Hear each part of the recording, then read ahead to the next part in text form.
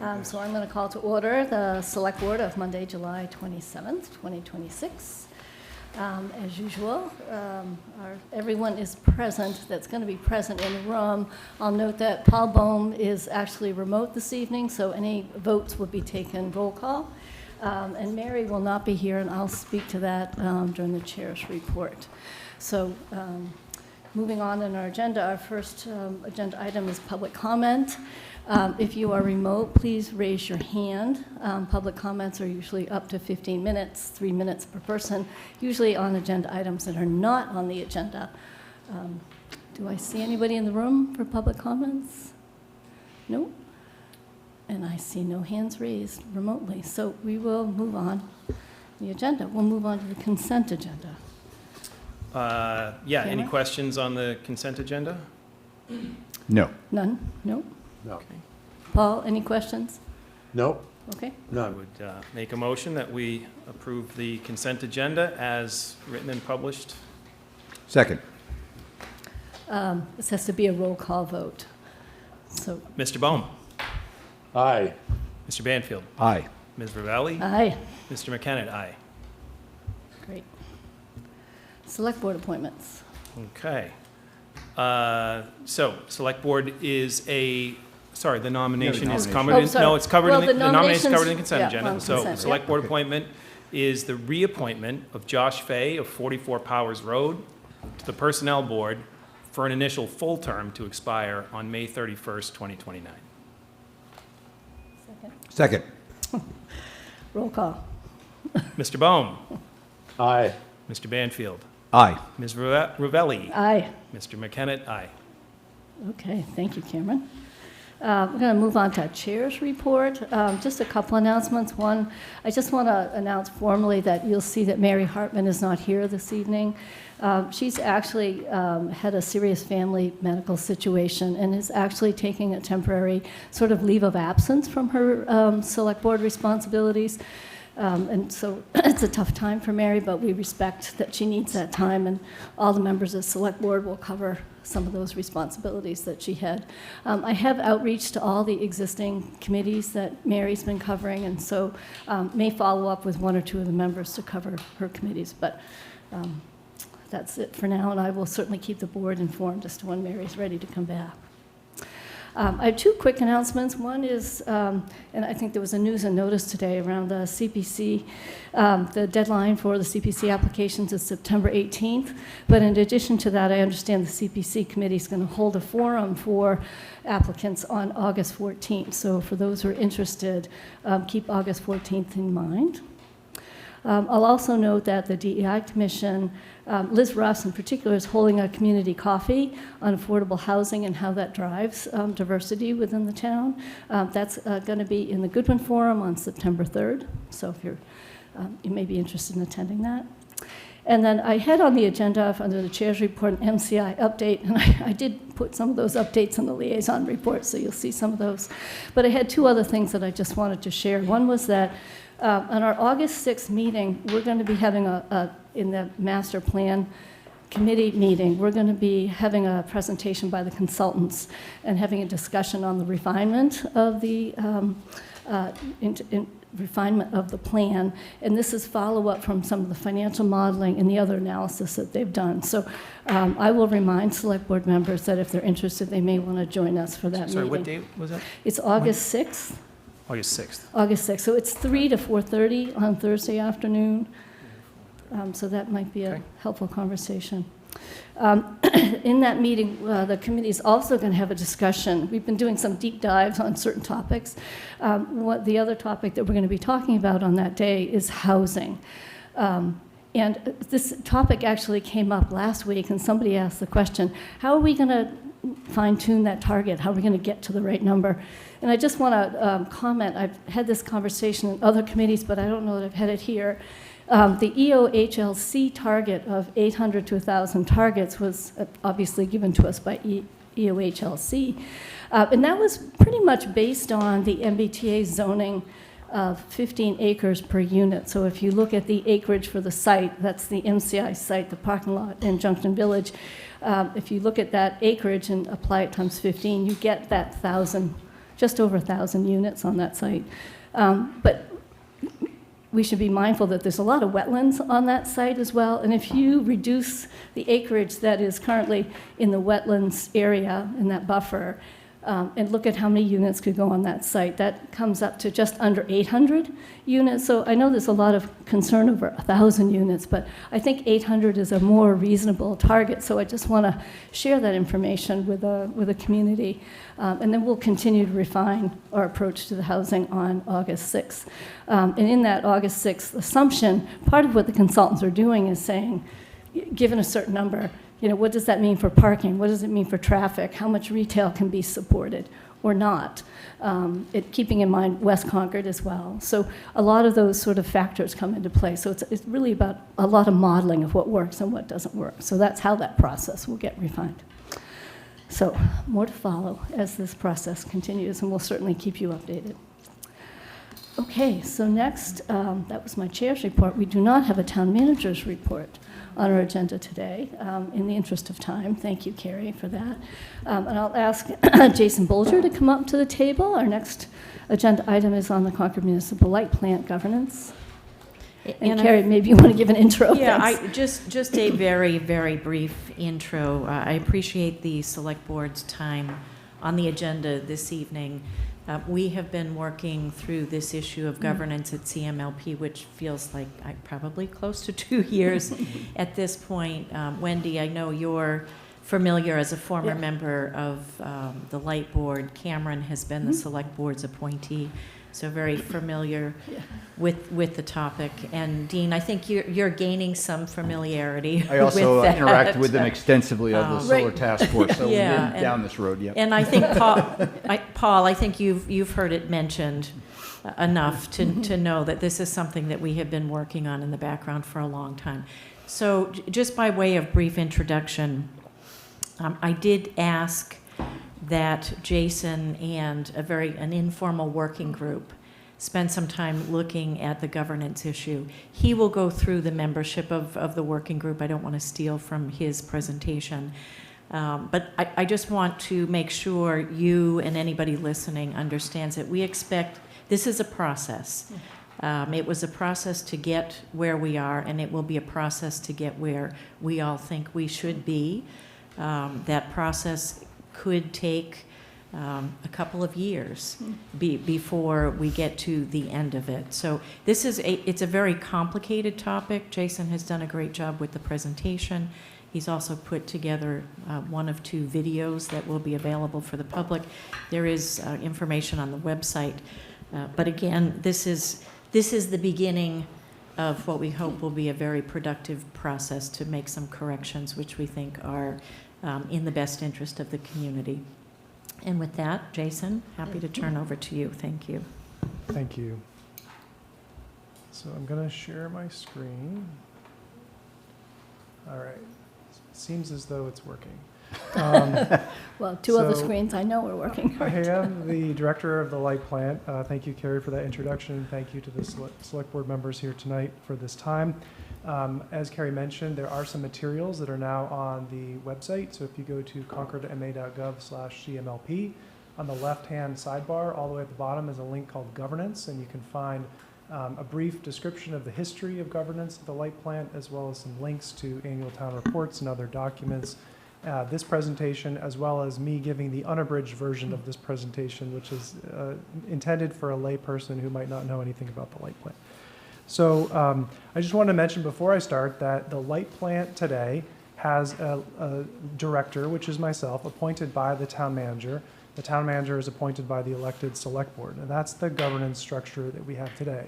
The town manager also appoints the 5-member Light Board that we have in Concord. So with that, I'm going to jump right in, and this first slide is really the crux of the issue. So it's that the Chapter 164 is the main law that governs how light plants are formed and governed by their light boards. And that statute is Chapter 164, and Sections 55 and 6 specifically address the seating of the board, what the board's authority is, and how that board names a manager of the plant to conduct the business of the plant. So that structure exists in Chapter 164. It mentions an elected board. We're going to get into that when we look at the statute. But Concord has a town charter that says that the town manager is both the chief procurement officer for the town and hires all personnel. So they have the hiring and firing authority within the town. And there are 3 elected entities in the town: the select board, the school committee, and the town moderator. And between those 3 entities and the town manager, they appoint everybody in the entire town on every board and committee, other than those. So that's the governance that we have today in Concord. And so that means that the town manager is operating as the general manager as it is defined in Chapter 164. So there's a few distinctions I want to point out in the actual statute. And so this is Section 55. And it says a town which is established or votes to establish a gas or electric plant may elect a municipal light board consisting of either 3 or 5 citizens. So the may elect is very important, and it seems like it might give the option for the board to be elected or appointed. In fact, what the statute is doing is telling towns that if they wish to have a light board, they may. And if they do, it can be elected of 3 or 5 citizens.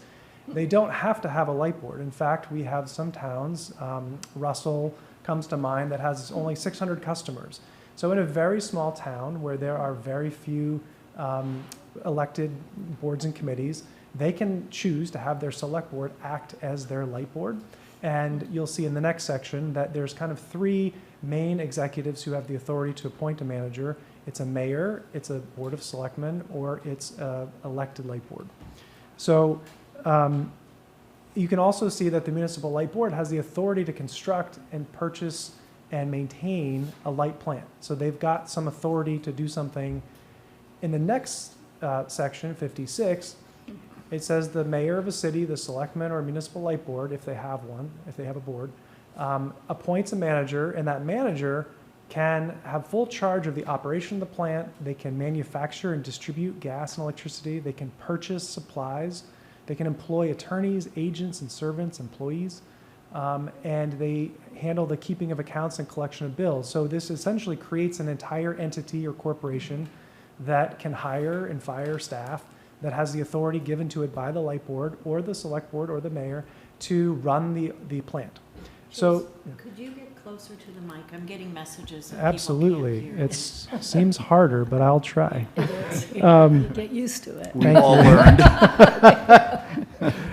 So I'm gonna go through this next slide and then I'll pause and see if there's any questions. But so because this situation has existed for a long time and it's been known to many people throughout the years and generations, the town manager said, I would like to study this, and she made it her goal with the select board last year.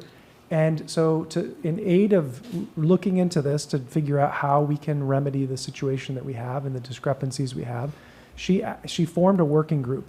And the members on the group are listed here. It's current light board member and former chair Warren Leon, past light board member and past select board member Alice Kaufman, current select board Cameron McKennett, past select board member Michael Lawson, who I believe is on Zoom tonight, retired general manager from Selco in Shrewsbury and former deputy town manager of Shrewsbury, Michael Hale, and myself. And so the goal here was to look at the statute, to look at the charter, to look at how other light plants are governed, to look at the journeys that maybe other light plants have taken, and then recommend a path that we can follow to move forward with making some changes here in Concord. So I'll pause there and see if the board has any questions so far, or if you're following me, or if we're good. Nope. No, I I'm think Paul all has a set. Good so far. Paul, Yep. Paul, do you have a question? See your hand raised. I do. Jason, you mentioned this group was developed to address the discrepancy. Could you just talk about what the discrepancy is? Yeah, let me see. I think I have a slide that gets into that more, but actually, let me wait, Paul, until we get to the administrative code, and that's where Okay, you're going to see that's it fine. illuminated a little bit more. All right, so I'll move on. So Yeah. the first thing is, the group looked at how members were seated in other communities in the state. There are 40 light plants in Massachusetts. Of those, the vast majority have 3 or 5 members, as you'll remember the statute said.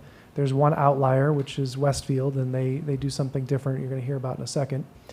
Of those, 83% of them have fully elected boards, including some of those small ones, which are select boards. 5, including Concord, are appointed, fully appointed, and 2 are blended, which is to say they have a combination of appointed and elected. Of the other 4 that are appointed, it's important to note that their either their charters or a home rule petition was filed to specifically address that the light board was going to be appointed by that person, and the towns had a say in that, and it was filed as legislation. So Concord's charter is completely silent on the light board or the light plant entirely. And so in that regard, it doesn't preempt Chapter 164. So that's one of, Paul, to answer your question, one of the discrepancies. In terms of the blended, one of them is Westfield. Westfield has a mayor, and the mayor appoints 1 member, and then they have 6 wards in their city, and each ward elects 1 light board member. So that's their blended board. Wellesley has 3 elected board members and 2 appointed by the town manager. So those are the 2 that are blended. Could I ask a question before you move off this one? For the other 4 communities who have a fully appointed board, who's the appointing authority? Like in our town, we have a town manager who's taking that role. Are those appointed by the select board or by an executive committee? Great question. Yes. So 2 of them are town manager, and that's Shrewsbury and Danvers. Okay. And the other 2 are mayors who are So appointed. there are 2 that have a somewhat similar structure to what we Right. have Holyoke and Chicopee, right, are the 2 that are appointed by the mayors. Okay. So when we look at the history, and this to me is really fascinating, and Concord does a great job in preserving and documenting its history, so it's actually easy to find a lot of this information yourself looking at old annual town reports and other documents and minutes. But the town voted to form a light plant in 1898, and it started manufacturing electricity in the year 1900. For the first about 5 decades of its existence, the light board was elected and was 3 members. So as Concord grew and as the number of elected individuals in this town ballooned to 64 people, in the 1940s, post World War II, Concord said this is too much. If you can imagine, the Board of Health was hiring a health agent, and that health agent was hiring staff. They were setting the salaries for the health department. They were setting personnel policies for them. And this was existing across many different boards and committees and functions. And the town really recognized that there were a lot of inefficiencies in this model and that there could be a more centralized form of government. And they were seeing that other towns, similar in size to Concord, were forming this town manager form of government. And so they said, let's pare this number down. And they went through methodically and said, okay, these are the positions that the state tells us we have to have that are elected. These are the ones that it looks like that may be elected.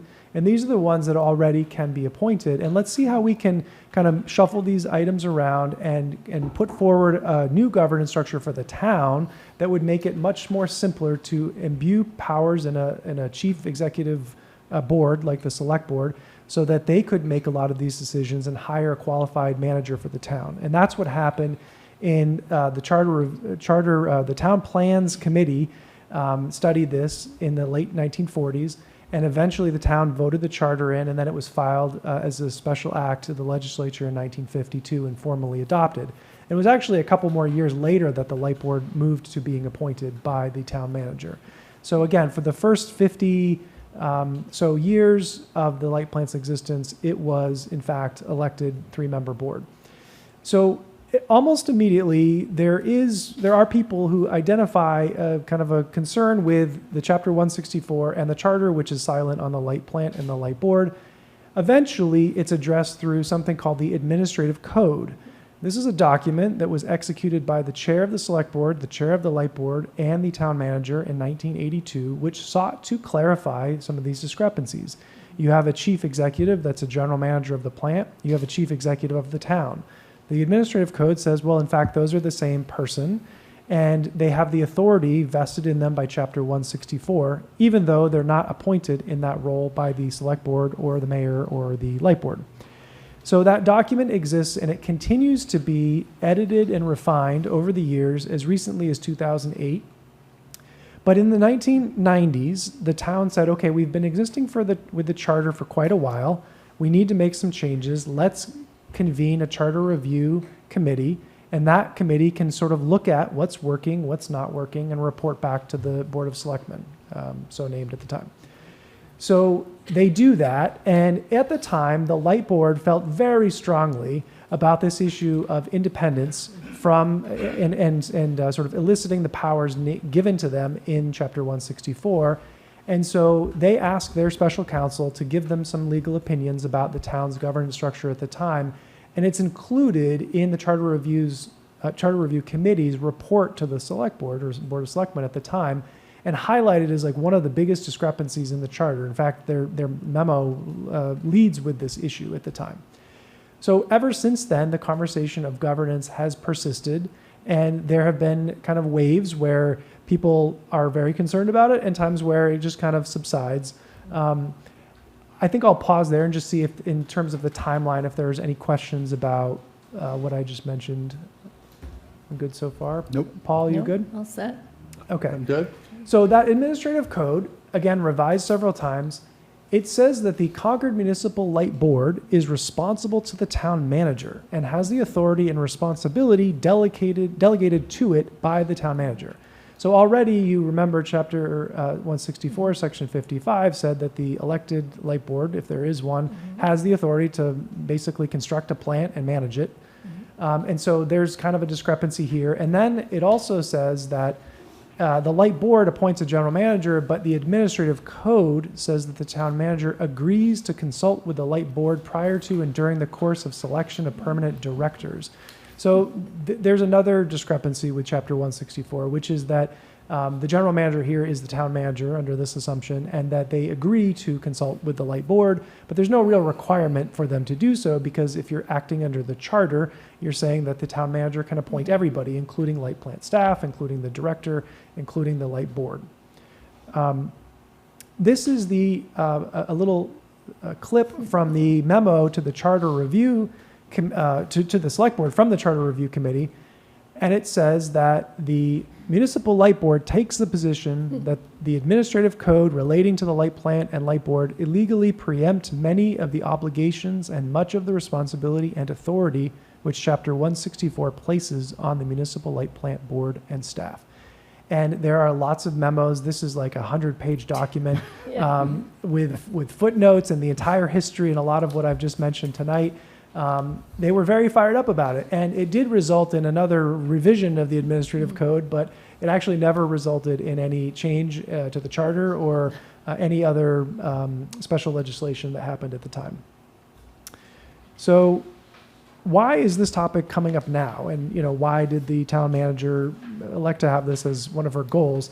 One of the biggest concerns is the liability placed on the town manager as both the town manager of the town on the one side and as the general manager of a enterprise utility on the other side. There are 30-year power supply contracts. There are wholesale power and grid transmission compliance standards that are incumbent upon the light plant to follow DPU regulations and FERC regulations. And that is a whole can of worms that is ultimately placed on the town manager to sort of delegate, but still be the ultimate authority for. And in addition, because they are appointing the light board, they are also kind of assuming the responsibility for the board's actions by appointing them. And it kind of leaves this gray area in terms of what the board's priorities are. And today, we even get the sort of the charge for the light board comes from that administrative code, which says, well, you may set rates and we might revise the code and now you don't actually do this part anymore. You just advise over here. And so the light board is acting in a very advisory capacity rather than sort of this executive capacity as defined in the statute. The light plant's budget is nearing $40 million a year. Again, a big chunk of that's power supply, but that compares with $34 million in general government. So it's a big entity, and you're looking at a commercial operation on that fiscal scale and sharing sort of that administrative bandwidth that the town manager has and forcing them to sort of manage both. And again, when you look at a small community that maybe has several hundred meters and customers, you have a very simple world. It's different than what we have in Concord, which is growing complexity, distributed energy resources, battery storage, right? These are complicated items that we have. Furthermore, we have a hyper-competitive utility labor market. Cameron probably knows something about this. The investor-owned utilities are attracting our talent as well as other municipal light plants. Our employees are town employees. They were and they always will be. However, the town manager has to sit at the top of both organizations and make sure that there's equity and fairness across them while trying to be competitive in the utility space. And that's a challenge that's very difficult to work with. So I wanted to mention that this problem is it is unique to the light plant. It is not a problem that exists in the charter in and of itself because we have this specific statute that governs light plants. And this is not a problem with our organization. It's just simply that Concord evolved some of those structures to deal with problems and just created unintended consequences that can be cleaned up. The working group, and again, later on, if any of them are here and would like to take questions, they're welcome to, if the chair allows. But the working group looked at all of these situations in other communities, as well as the statutes and the recommendations from council in years past. And their recommendation was to return to the statute through special legislation. What this means is that town meeting would vote to ask the legislature to adopt a law that would allow Concord to create a light board in the way that it sees fit. And the recommendation is a 5-member majority elected board. That means that 3 members would be directly elected by the citizens of Concord, and the other 2 members would be appointed by the town manager. Once that law would be passed, then that light board would have the statutory responsibilities dictated in Chapter 164, basically to hire a manager of the light plant. And then that light plant would have the authority in Section 56, as we kind of previewed tonight. The special legislation would be unambiguous, so rather than just sort of say the town manager appoints everybody else, it would really identify that the light plant in Concord is governed in this particular way, and hopefully create kind of a lasting governance structure similar to what other communities have been doing in the last decade or two, including Hull, which recently voted at town meeting to have a distinct general manager from the town manager, as well as Belmont, which voted to form a unique light board where they had the select board as their light board in the past. So this trend has been happening, and we see that there's some momentum for doing that, moving in this direction. This is a graphic that kind of shows exactly how we are governed today and what that governance would look like. And then I'll talk about why the blended board, even though it's kind of the minority in terms of the governance structure in the state, was the one recommended by this working group. So on the left, you see, again, the citizens are electing a select board who is appointing a town manager, and that town manager appoints the light board and the CMLP director. Under the proposed governance structure, the citizen would continue to elect the select board. They would also elect 3 members of the light board. 2 members would be appointed by the town manager. The light board would appoint the general manager. So this is the proposed structure. The benefits of a blended board, and the reason why the group is recommending it, is that if we're seeking to ask citizens to take a look at this issue and look at the governance of the light plant, it made sense to the working group that it should be in line with the state law, which mentions a 3 or 5 member elected board. While Concord could choose to have a fully appointed board, like some of those other communities, returning to statute and allowing direct representation on the board was important. And there was also a desire to strive toward encouraging and ensuring that there would be expertise on the board, because elected members may have a utility background or they may not. But having 2 members that are appointed could ensure that they have experience with engineering or power supply, utility finance. And so those members could be some of the technical expertise and backbone for the revolving members that are elected. And so that was kind of the structure that was recommended by the group. So if we continue to move forward, we kind of had thoughts on what that might look like. It's important that this is just the first step in a conversation. As Carrie mentioned, this is a process, and the process and the speed and the timeline will be dictated by the town itself, right? That's really who's ultimately responsible for this. The goal here is to educate the public, is to have kind of a campaign where we include workshops, we have the First Friday talk. We have documents and information on the website where we talk about this issue and we gather kind of the history of it. We would work with special counsel and town council to draft an article that could go on a town meeting warrant, and the town would vote to say, yes, this is the governance structure we like and that we would like to adopt, and we would like to ask the legislature to adopt legislation permitting us to do so. That process, as you know, can take a year or two. And so once it's adopted, we would then, at the next town election, elect light board members. Those light board members would then be able to appoint a general manager. So that's kind of the overall roadmap. So I think that was my last slide. In the appendix, which is on the website, there's a lot of court cases and case law that you can read about that have clarified some of the responsibilities of these parties, but it's too much for this introduction. So I'll stop sharing there, and I'll ask if the board has questions. Jason, thank you very much for that presentation. It was very clear, very concise. As being a member of the light plant for 6 years, I certainly understand and appreciate the complexity of the business that you run, because it's just enormously complex. So it takes a lot of thought to consider what's right for the town.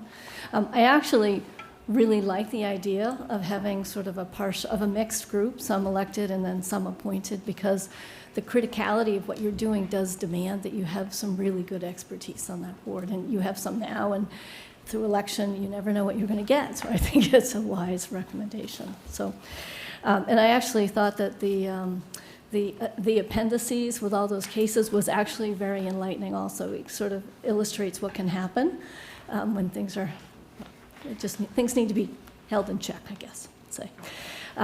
So actually, I'm going to ask the other member of the board. Dean, do you have any questions? Yeah, so the first thing that seems to come to mind for me is when we have this motion towards, like right now we're in the bucket of 5 of the light boards are appointed, and we're moving to the smaller bucket, which is 2, which have an appointed and elected light board. Is there any concern that when we move to an elected board that you're going to have problems, Jason? I'm speaking to you about having to work with people who had to run an election and get on. Mm-hmm. Carrie, what do you think about that? I'd ask my supervisor to weigh in. So I mean, yeah, I know what you mean. I can certainly speak to that. I mean, I think that this is an incredibly complex organization, as Wendy pointed out. It's a utility that demands certain things of the light board, but there are guardrails on the scope and function of a light board in the statute. And I think that they are meant to be this executive board that really can help aid the light plant in service of its mission by ensuring that there's a path from citizens and ratepayers to the light plant. And that path exists today, but it goes through the town manager, and there's more layers. I think that I personally am not worried about an elected light board, because I think there have already been checks and balances through case law of like what the responsibilities are. And I think that it ensures that the light plant has to operate as a utility first and foremost, and that the light board has these sort of functions of helping set rates and approving budgets. And, so I think that in terms of our scope today, of what the administrative code gives to the light board, it's pretty similar to what other boards that are actually elected are doing. Mm-hmm. So I don't foresee a dramatic difference. It's just that we'll probably be on a more steady legal footing as to some of the decisions that board makes. I'm completely on board with the recommendation of having 2 appointees, so that you always have the opportunity to go look for and find people with industry experience. I think that's a real plus for the recommendations that I see here. So I'm going to let it go for the moment, and you might come back to me, but I'm good for the moment. Okay. Paul, I see your hands raised. Yeah, hey, Jason, thank you. That was one of the most clearest presentations of a complex topic that I've heard. And also thank you for that, the personnel diagram that helped me a lot in terms of change. Couple of questions. What, if any, is the fiscal impact of the governance change in terms of hiring new people? I know it's an enterprise fund, so it's all within the fund. but what would be the fiscal impact of a governance change? I don't think there would be any direct fiscal impact of the governance change because currently the light plant uses the revenue requirements as set by community goals, the light board's goals, and presents that, runs it through a cost of service study model and presents it to the light board for approval. That board, or that budget or forecast is then goes to town meeting for approval for authorization to expend the finances that the light plant has. The light plant also has 2 new bargaining units that have formed. And I think that once you have situations like that, the costs are somewhat fixed and aren't likely going to change as a result of, a governance structure change. But Carrie, did you want to? Yeah, if I might, Jason, would you be able to speak to what would the relationship be between the light plant and the town? I think that might help answer Paul's question. And some of it might be related to all the shared So, services that yeah, you have today. In terms of I know HR, that's- who all is those the functions, appointing yep. authority for other CMLP employees other than the director, the financial services and that sort of thing. Right. So other towns, like the ones that I mentioned, that are many of which are elected, have a very similar relationship between the light plants and the towns. I mean, light plants are often called light departments because they really do function like a department of the town. The expectation is that the light plant would continue to use shared services in the same way that it does today and pay its fair share for them. So that includes personnel and HR and finance support. It includes town manager's office, climate, related functions. There are a lot of functions that the light plant contributes toward today because they support the plant and its operations and its functions.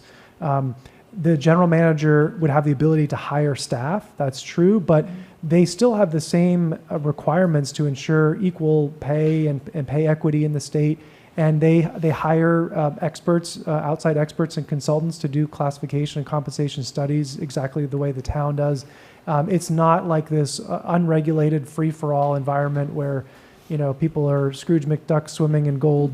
It's very, very organized. It's very similar to the town. And so I really would not anticipate a fiscal change to the light plant's operations as a result of the governance. It does sound, though, that from an employee recruitment and structure compensation, there's that particular area of support that there'd be more direction. The plant would have more ownership of that piece, but it would still Right. integrate within the larger HR systems and benefit systems, right? Exactly. Yep. And these would continue to be town Just to follow employees. up on that. Okay, so Follow now, up on that. Sure. yeah, Paul, can you just speak up a little louder? It's a little hard to hear you. Okay, how's it now? That's Better. okay. Better? Yep. Okay. Got the microphone in my mouth. So So do following up with the fiscal impact, so on the issue of personnel and equity, you mentioned earlier about competitiveness in the electric utility field. How might this affect salaries within the light board and equity within the town? I'm not sure if there would be a disconnect or it would still remain tightly connected. That's a good question. I mean, I think Carrie can probably answer this too, but I think that there would probably be less pressure on the municipal budget and salaries if the light plant were a distinct separate unit, because right now, at the end of the day, everything is centralized through one classification compensation schedule. And currently, there are many light plant staff that are on the town's schedule, and they are potentially inflating wages for municipal employees. But I was actually going to come at it from the opposite side. We do have a separate schedule for the technical positions at the light plant. You always have, That- right? Yeah, we always have had that.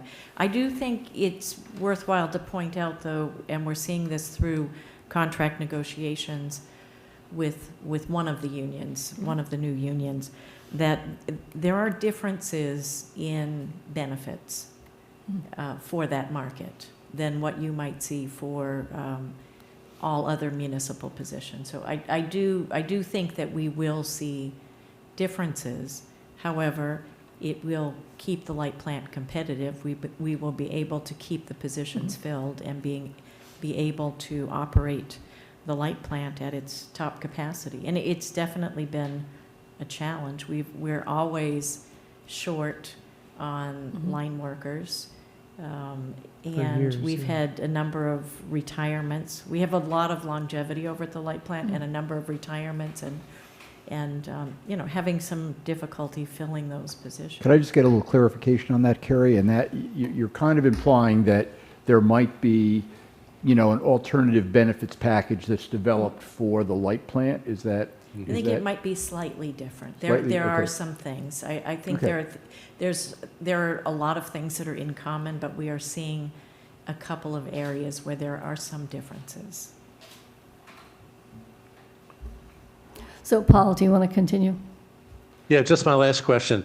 So this situation has been in limbo for quite some time, and I certainly understand the discrepancy that you alluded to earlier. And, it's great that Kerry has brought this up in the past couple of years. My question was, in the interim, in the decades where this has been in limbo, have there been challenges to the structure? Have we been in any jeopardy in terms of liability or legal liability? I'm just wondering. So the letter in the Charter Review Committee's report is, some of the evidence of the conflict, but I have not seen any legal challenges to the light plant's governance structure. But there certainly, one could be perceived. Right. And I Okay, would just say from my perspective, it's one of the first issues that I heard about when I took over this role, something that I was not completely unaware of in my former role, but it was definitely something that a number of people were talking to me about. We certainly do hear from employees. We do hear from other communities that we are different, and I guess I'll leave it at that. Okay, Well- that's all I have, Wendy. Thanks. All right, Cameron, I know you've been on the working No, that's group, so- fine, thank you. I've been part of some of the discussions, so for me, what we have currently is conflicting. It's very much in the minority versus what you see in other towns. And there's a couple things that I want to make sure people consider as we think about this issue, right? So one is, today you sort of could say the town manager kind of has unchecked power, right? I can appoint the board. Yeah. I can appoint the manager of the light plant. I can hire or fire them at my discretion, right? It totally, it has nothing to, Carrie hasn't, Right. done anything bad at all. It has nothing to do with Carrie. I'm just saying, when you look at the position and you look at Right. the situation that we're in, which is why 90% of boards have elected, 90% of the towns that have this have elected people. And there's a flip side to that, right? When you kind of say unchecked power, there's also liability, right? So the town manager has liability for all of those decisions. Again, you may have a town manager who doesn't have deep utility experience. That's usually not exactly what you're hiring when you're hiring the town manager. Right. And yet, the town manager is forced to take on that responsibility, right? So something happens, who hired this person? Who hired the board? Who made these? Well, it rolls up to the town manager. So for those reasons, it is problematic, what we have today. And I do think that the team has done a really good job of thinking through some of the alternatives and some of the approaches and, laying it out the way Jason has done. I've been part of it, so I am fully supportive of that pathway. Great. Thank you for that perspective. I have one other question. Are there any implications for broadband? So broadband is part of Chapter 164. Oh, it is, It's okay. one of the rights that a municipal light plant has to operate. It would have absolutely no impact on broadband. It would continue to be a subsidiary of the light plant. Okay, thanks for clarifying. I assumed it would. Yeah. So, I appreciate that you're anticipating the need for public input, and the public really knows nothing about what it takes to run a light plant. It is an enormously complex business, and so I guess one of the questions I would have for you and the board, I don't know when you would start conversations with the public. I don't know if it's right after the new year, if we're moving on this timeline for town meeting, which I'm certainly in support of.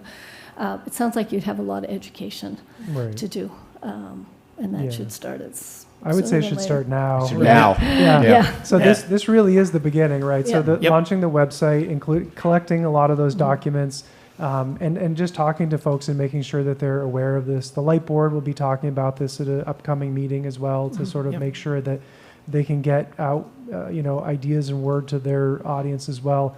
But yeah, and I think that's one of the things that we look to you, the Select Board, for advice on too, is how we move forward with this public campaign, because we want folks to understand. It's a very complicated issue, as you've said. We want them to understand it as best they can so that they can make an informed decision if something is placed on the town meeting warrant, right? So we would love feedback if you guys either now or later think of ideas or places where we can go to talk about this. I think recorded materials are great because people can watch them at their own speed. They can pause them. They can do research, questions and answers are great. Coming up with FAQs, because there's a lot of questions like, how will this impact my rates? Or what does this mean? Like, what are the practical implications? That working group, we talked a lot about them. Well, what happens if we do this and then this happens? Or what, and I think people would be reassured to know that people have spent time to think through those different layers of what ifs so that we have an answer for, what that would look like and what would happen. Right. Great. One other thing, Wendy, just quickly, as part of the education, I think the other important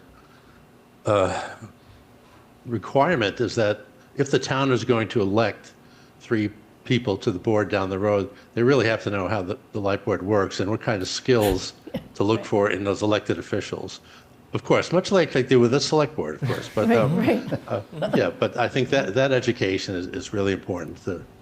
Yep. Yeah. I mean, so the challenge with elected positions are you can have an ideal background and history, but that may not be what you get, Right. which I think was Dean's earlier question. No, It can be so- challenging to right. manage an elected So in group. your review, and Cameron can probably weigh in on this, in your review, did you find that when people became elected to these roles, that they stayed on for a very long time? Yes. They got, Concord has a history and a tradition of a couple of 3-year terms and out. And Right. this seems to me like the kind of role where you might want somebody who just hangs around, but maybe There are many elected Light Boards that have members that have been on longer than 6 years. I would say that is probably the norm rather than the exception. But Yeah. of course, like as with anything, you will get Yeah. new people elected in, or they'll have one term and then they'll go. But yes, like in the other community, like in Groton where I worked, there the same 3 commissioners who were there in 2010 when I worked there are still the commissioners today.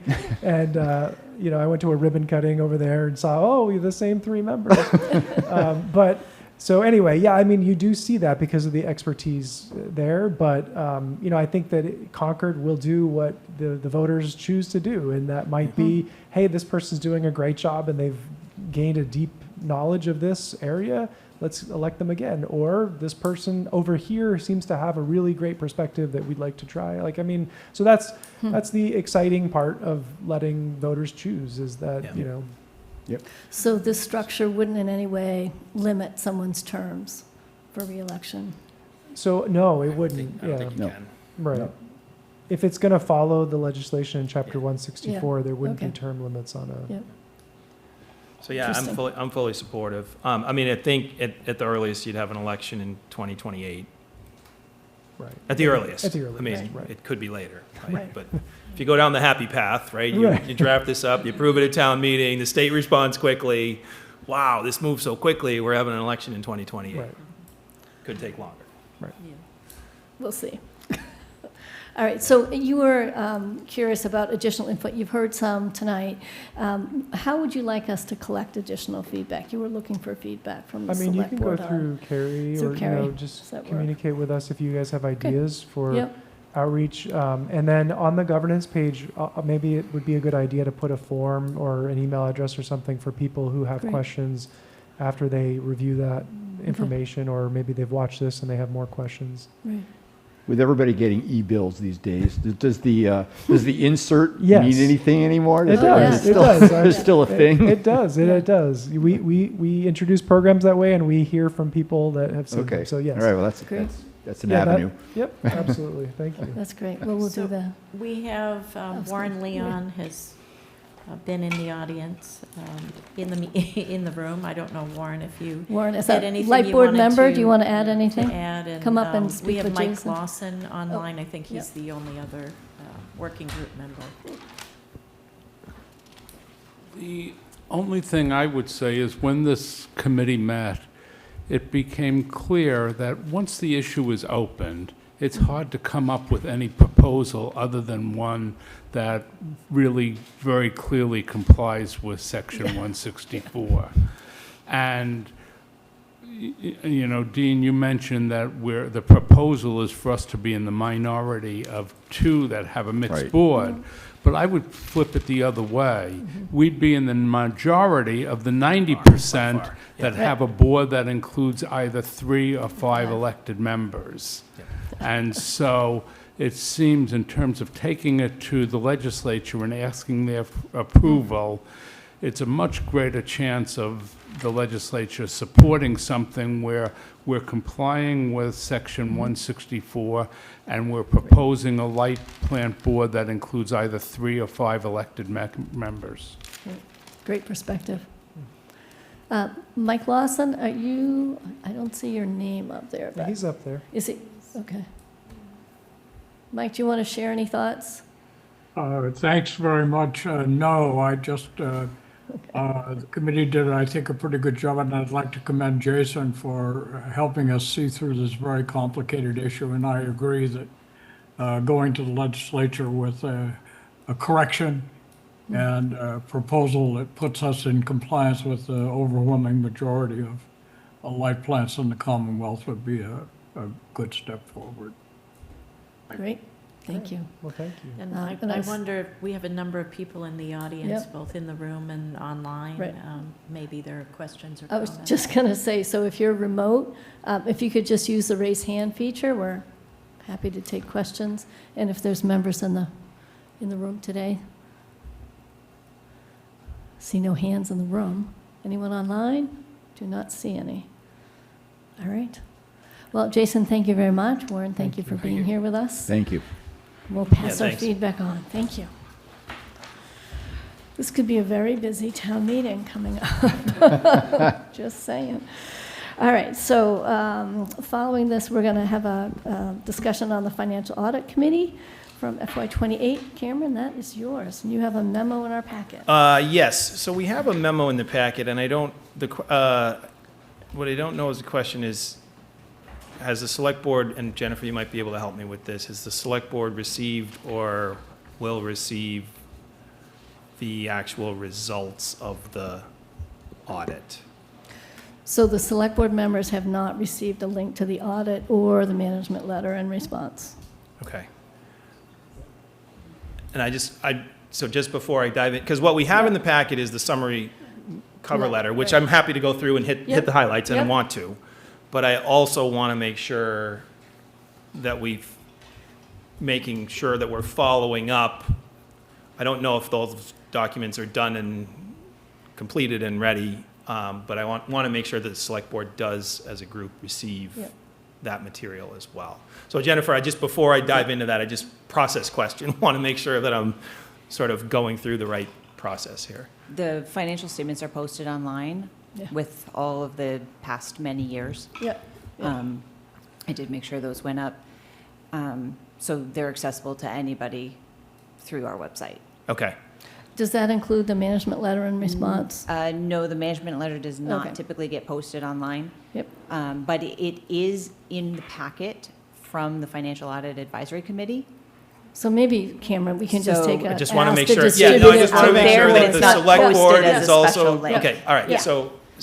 so, great. So to the select board, it is posted under the Financial Audit Yes. Committee, Which means it's which public. means It it's is public, public, and yes. it is available. Yes. I just want to make You sure. just have to dig for it a Okay, little bit. so Okay. just, You've gotta want yeah, it. just making sure that we have sort of full, knowledge and exposure to all of the information. Yep. Right? Because I think in the past, there was some questions about, hey, what got sent to who, when, right? So I just want to make sure that that's all covered, right? So Yep. the financial statements are available and published publicly. The management letter and the audit letter has been part of the Financial Audit Advisory Committee, and those materials are also available online. So what we have in front of us tonight is just a summary that is sort of a cover letter that is going through, kind of hitting some of the highlights from the results of the FY '25 audit. So this is for an audit that went from July 1st of 2024 through June 30th of 2025. Okay, and I don't know if people can see it. Oh, Megan, I want to can you make sure, share can people the- see it The online? letter, that'd be great, Yeah, thanks. that's fine. Appreciate it. That's Megan. fine. Okay, so let me just hit a few highlights and then can take questions, or Jennifer's here also to respond to any questions. So I think if we look at it overall, so one of the key things to highlight is the overall financial position that the town is in. And our auditors were very impressed and with the sort of overall financial position. And what does that mean? It means that we have reserve balances. We have reserve balances of almost $41 million, or approximately $41 million, which in total. And so those are all the different reserve balances from various accounts. That comes to roughly 30% of our annual budget and is well above sort of a recommendation that S&P would have, which is to have overall reserve balances of about 15%.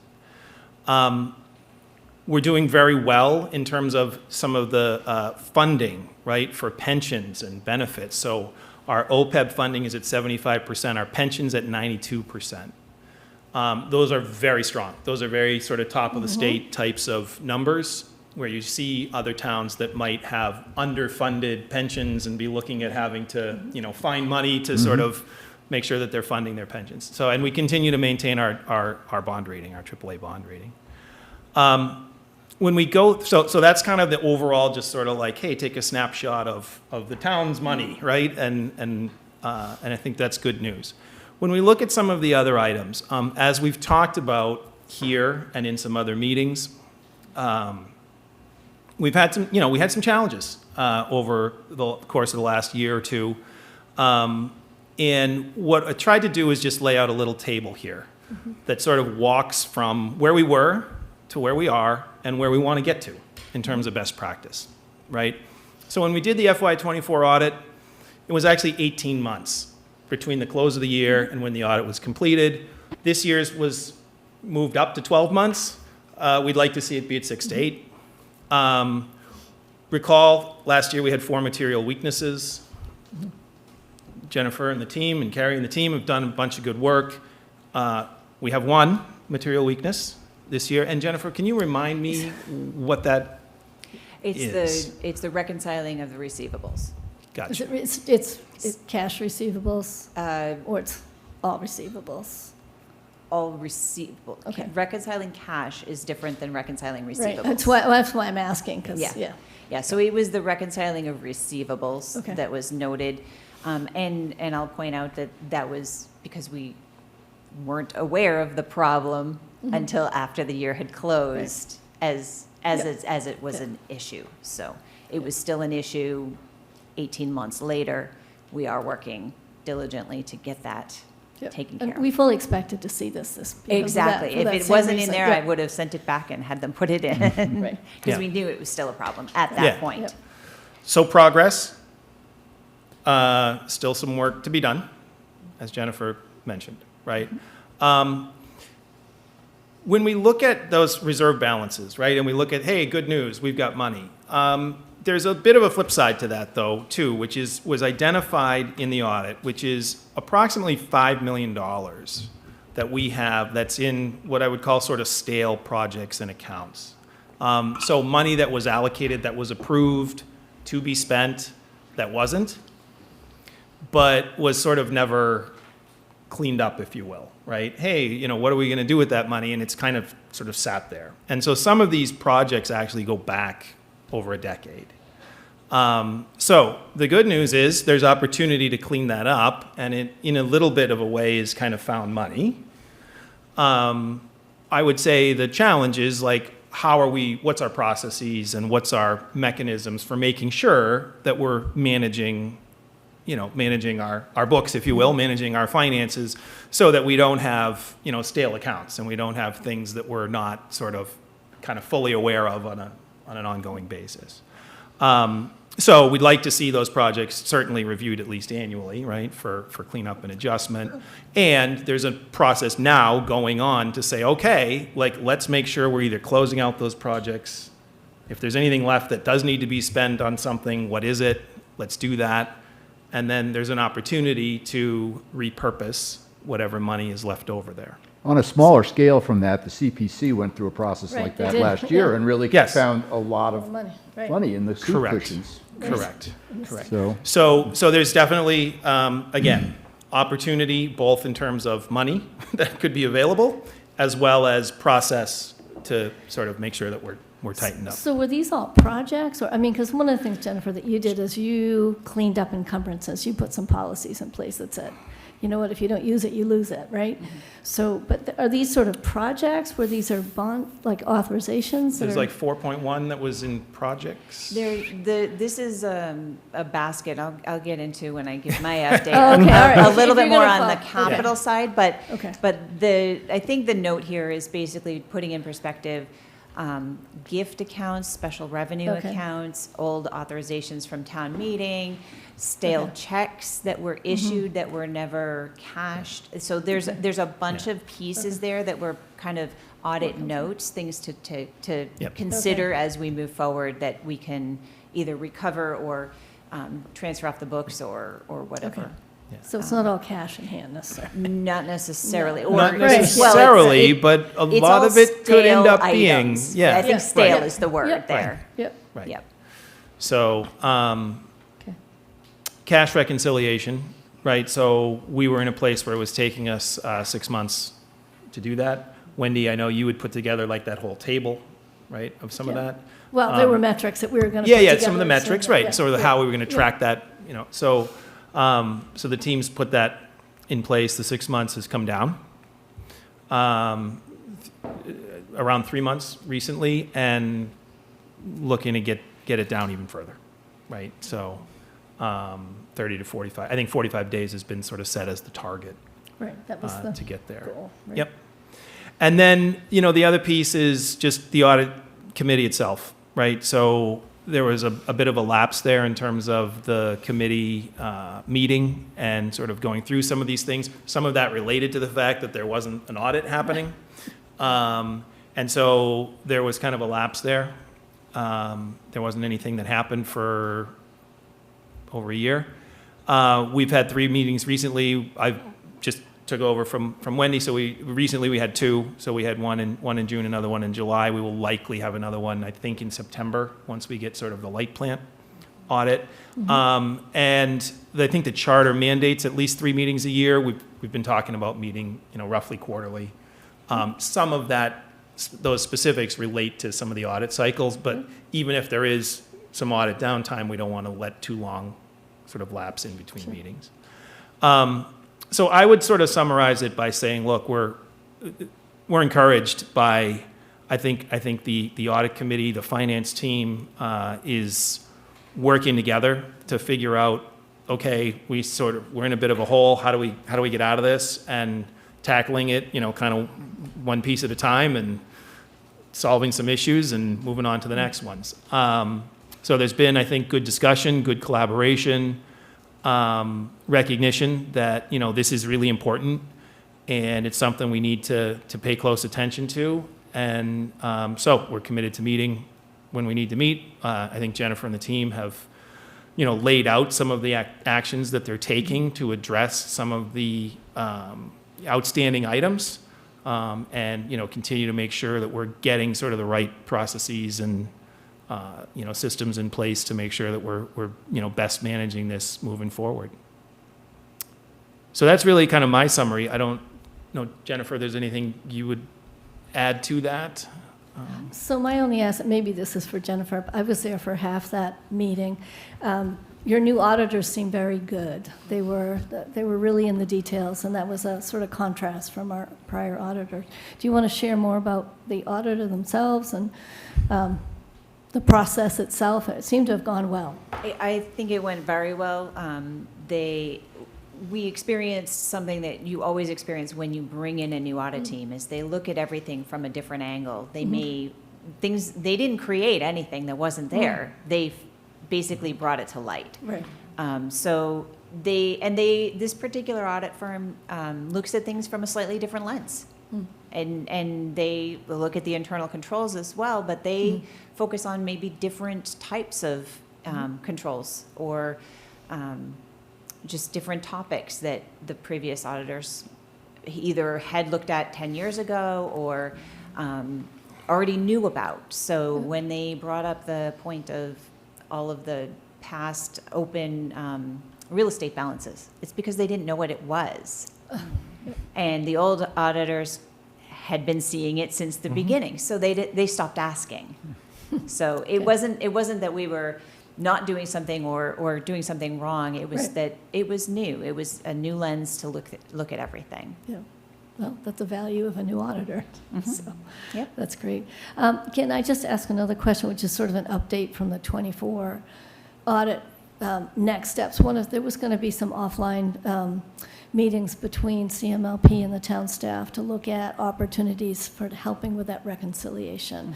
Are we still sort of expecting some feedback in We have our first September? meeting scheduled for Friday. Oh, okay. A little premature then. And my only reason for asking is, to the degree there's a system upgrade or something that we can do to help Right. automate the process, it's probably money, operational expense, et cetera. So the Yeah, budget's we coming. we need to evaluate first. Yeah. So we're starting with Okay. just the three of us just getting Yep. together and kind of figuring out what questions do we need to ask. Yep. And then we'll broaden that out to both directions, both to the utilities as well as through the CMLP customer service. Great. So the light plant Teams. has a new auditor as well, is that right? Yes. Yes. Yeah, so it's, okay. Yep. And again, Yeah, they're fresh looking at eyes, things yeah. from a different Right. lens. Yeah, and that was part of the reason for, on the CMLP side, that they wanted that type of expertise, so. Yeah, I think, I spoke to Jason, and You he were said there, that yeah. they've selected a very expert in light plant, Yeah. Right. finance Yep. auditor. So Yep. it's, they're one of very few who can do this. It's great. Yeah. So again, the only other thing I will just mention is the audit committee. We've had some extensive discussions in the last two meetings about updating our committee charge. And it's been, I think, very constructive in terms of trying to make sure that we're specifically identifying what the roles and responsibilities are of that committee, right? But of that, relative to what is the job of the town, what is the job of the CFO, right? And so I think that's been healthy and constructive. And we will, be coming back with that updated committee charge, which isn't going to rewrite the whole thing, but it's tightening up some language, it's Got any tightening up. highlights for us, Cameron? I think just in terms of making sure that the committee has a role in evaluating Selection. the selection of the auditors, right? Has a role in reviewing the output of the audit, right? Has a role in ensuring that any comments from the auditors or any suggested changes get followed up on by the town, but is stopping short of, like, the audit committee's not responsible for doing the audit. The audit committee is not responsible for, actually ultimately does not make the decision on the hiring of, it is a recommendation body, Right. and it is You're an consulting. oversight body, and it is a, Consulting. right, that kind of thing. So it's just around that kind of clarity. And in some places, that requires a little bit of a rewrite versus, and also there was a time when people were sort of saying, hey, it should be the same auditor for the school and the light plant and the town. And I don't think that's That's what probably, yeah. that's not where we're going. It's Is- actually so- against best practice Yes, from the state. and right, so Yeah. again, that shouldn't be, the audit committee should be advising on the particular situation, but not mandating, Yep. for instance, that, there has to be one auditor for all of those. So, Now, in light of Jason's presentation, if we split off the light plant as a separate standalone entity, the audit committee would still be watching their audit process? Even though it's a I would- standalone? You mean to review it? Standalone? I think so, they would because the still- financials still would roll up as part of the overall town. No, Just they're as an just as enterprise they do the fund. Concord Carlisle Regional School District. They are a completely separate entity, but the FAAC has audit Right. oversight. And the Yes. proposal Okay. for CMLP is for it to remain a department of the town. Right. It's not, Right. Okay. it's not Right. going to Yes. become an Yeah. independent Correct. district, just a change in governance. Governance. Okay, Yeah. Great. got it. I Good. see Paul. Yeah, has no, I his see, I hand was up just too. looking for Paul. Linda So, has her hand. I know Linda does as well, but I'm just going to start with Paul. Paul, do you have follow-up questions? Yeah, just more comments than questions. First of all, Cam, I think you did a great job in summarizing that. And I think I applaud the efforts of the FAAC, and I'm really glad that they're getting more active on quarterly basis, because I think that was one of the issues in the past, that the FAAC was not fully engaged. So clearly there were some issues, but there've been some really excellent teamwork in correcting those material weaknesses, both from the finance department and from the audit committee. I attended that by Zoom, that FAAC meeting, and the auditor was very complimentary of the town's finances, as you summarized, Cameron. But he also made an interesting comment, because the issue of these material weaknesses always loomed large in terms of a bond rating, and that was one of the potential downsides. He made a very clear statement that the nature of these material weaknesses would not have impacted the bond rating, and certainly did not. Now, the material weaknesses are getting fewer and far in between, but I think that was a very interesting comment of his on that. And I remember a question I had a long time ago about material weaknesses versus material impacts. And, to this day, I think, since we are in such good financial shape, the material weaknesses really speak to internal systems that really need to be corrected. But in terms of the financial overall situation of the town, there haven't been any impacts to that. Those are my comments, Wendy. All right, thanks, Paul. Just Carrie, do you want to? I have one super picky item in the audit letter. There's a reference to S&P, and I wonder if we could update that to Moody's. Our credit rating Yeah, agency is It's Moody's, yeah. Versus S&P. Right, and I think it's, There was, I'll go It's- back, because there were two, he did actually reference both. So I'll have to go back. Moody's is our agency Yeah. that does our rating. No, I know, but there were two that had, I think there were he- two I think- benchmarks. There were two right. benchmark numbers. One was Moody's, one was S&P, so I can go And back. that was and- from And the Moody's auditor, was, regardless of which one we use. yeah, Yeah. And I just remember we did the financial policies, that 30% was also from Moody's for that Yeah. AAA bond rating. Yeah. So- But I want to express my appreciation to the audit committee and Cameron taking over, new to the committee and coming in Yeah. as chair, as the select board liaison always does. I think the committee has been great to work with, has asked all of the right questions and challenged the staff to be better in these areas, and we certainly appreciate that. And, I mean, to Jennifer and team, I say this, I think, just about every time she's at the table with us, that she has done an amazing job in a very short period of time, bringing the team together, cleaning up some issues, lingering issues, still resulting from the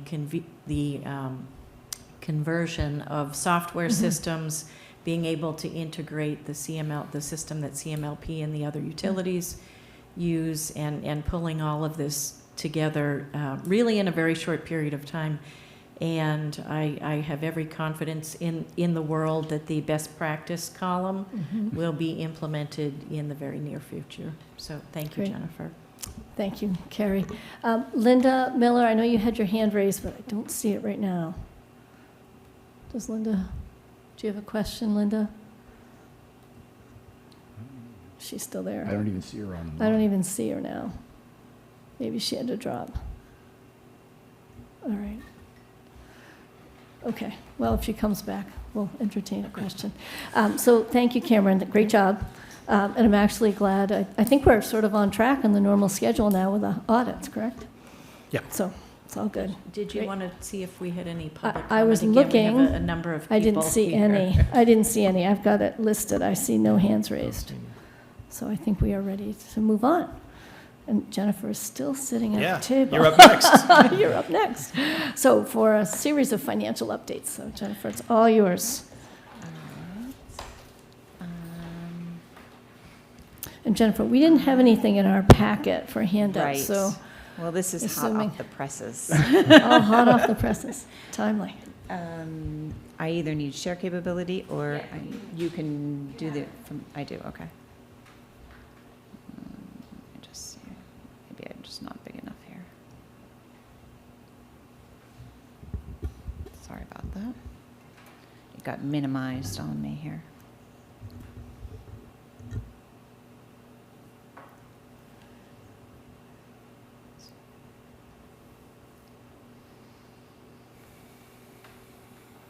All right. There we go.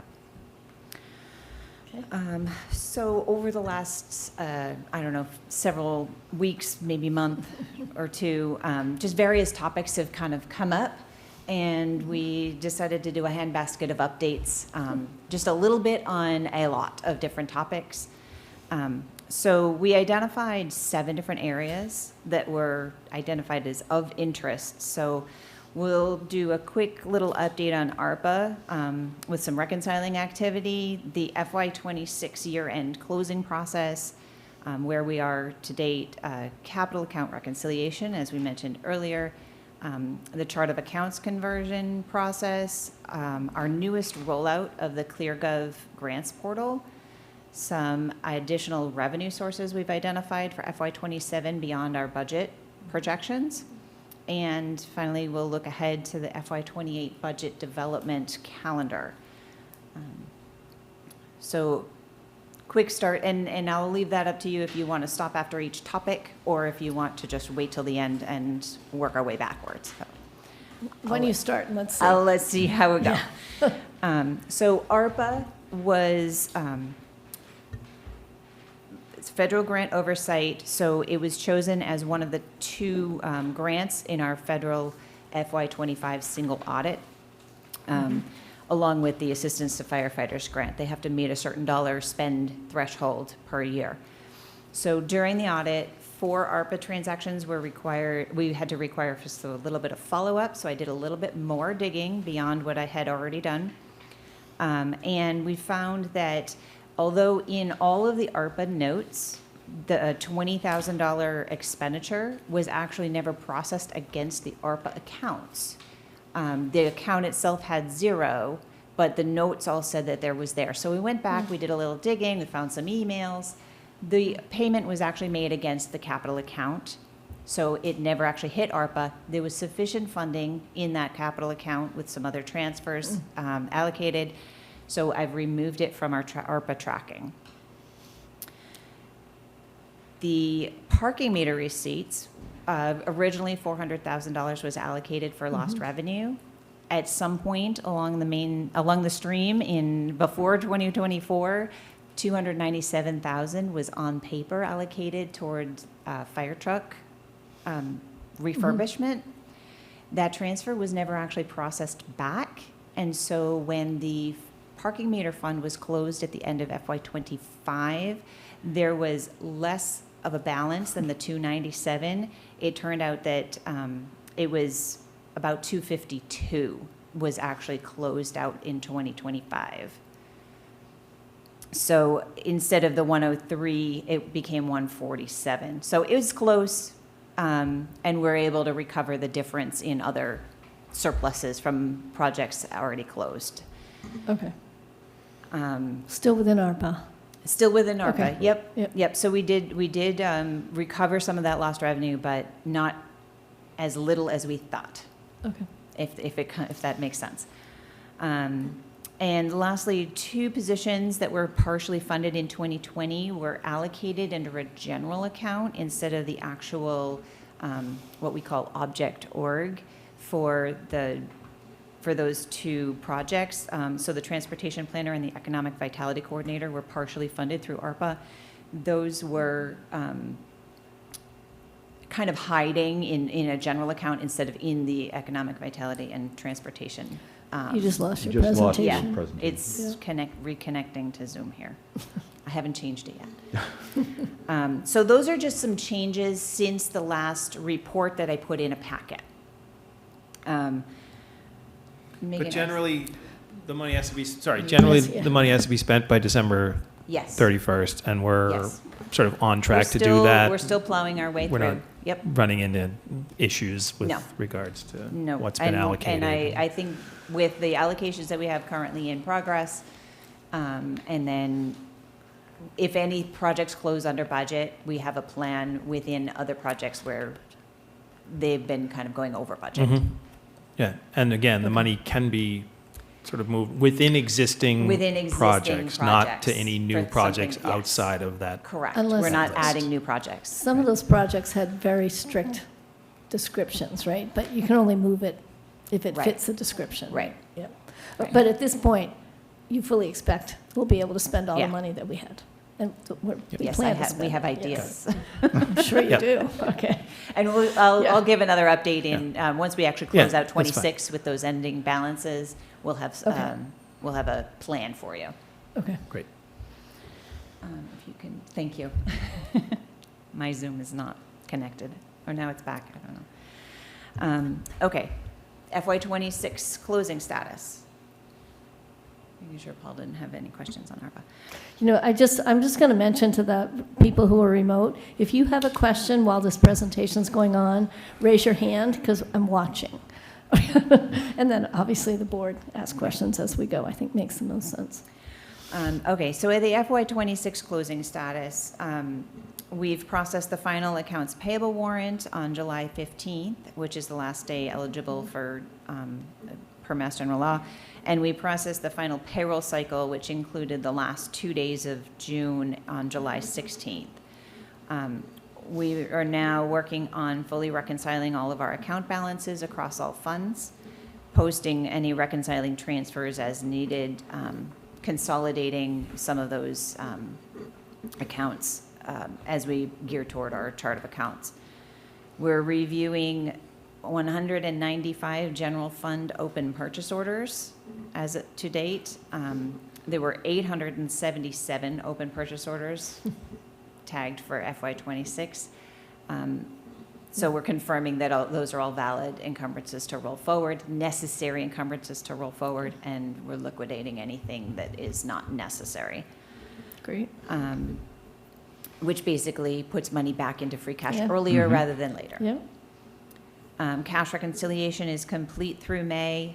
We're obviously finalizing June, from the bank to the cash book to the ledger. And any adjustments that we're finding in that process, we're also getting those processed and posted so that they're closed out before Great. we get to the final close.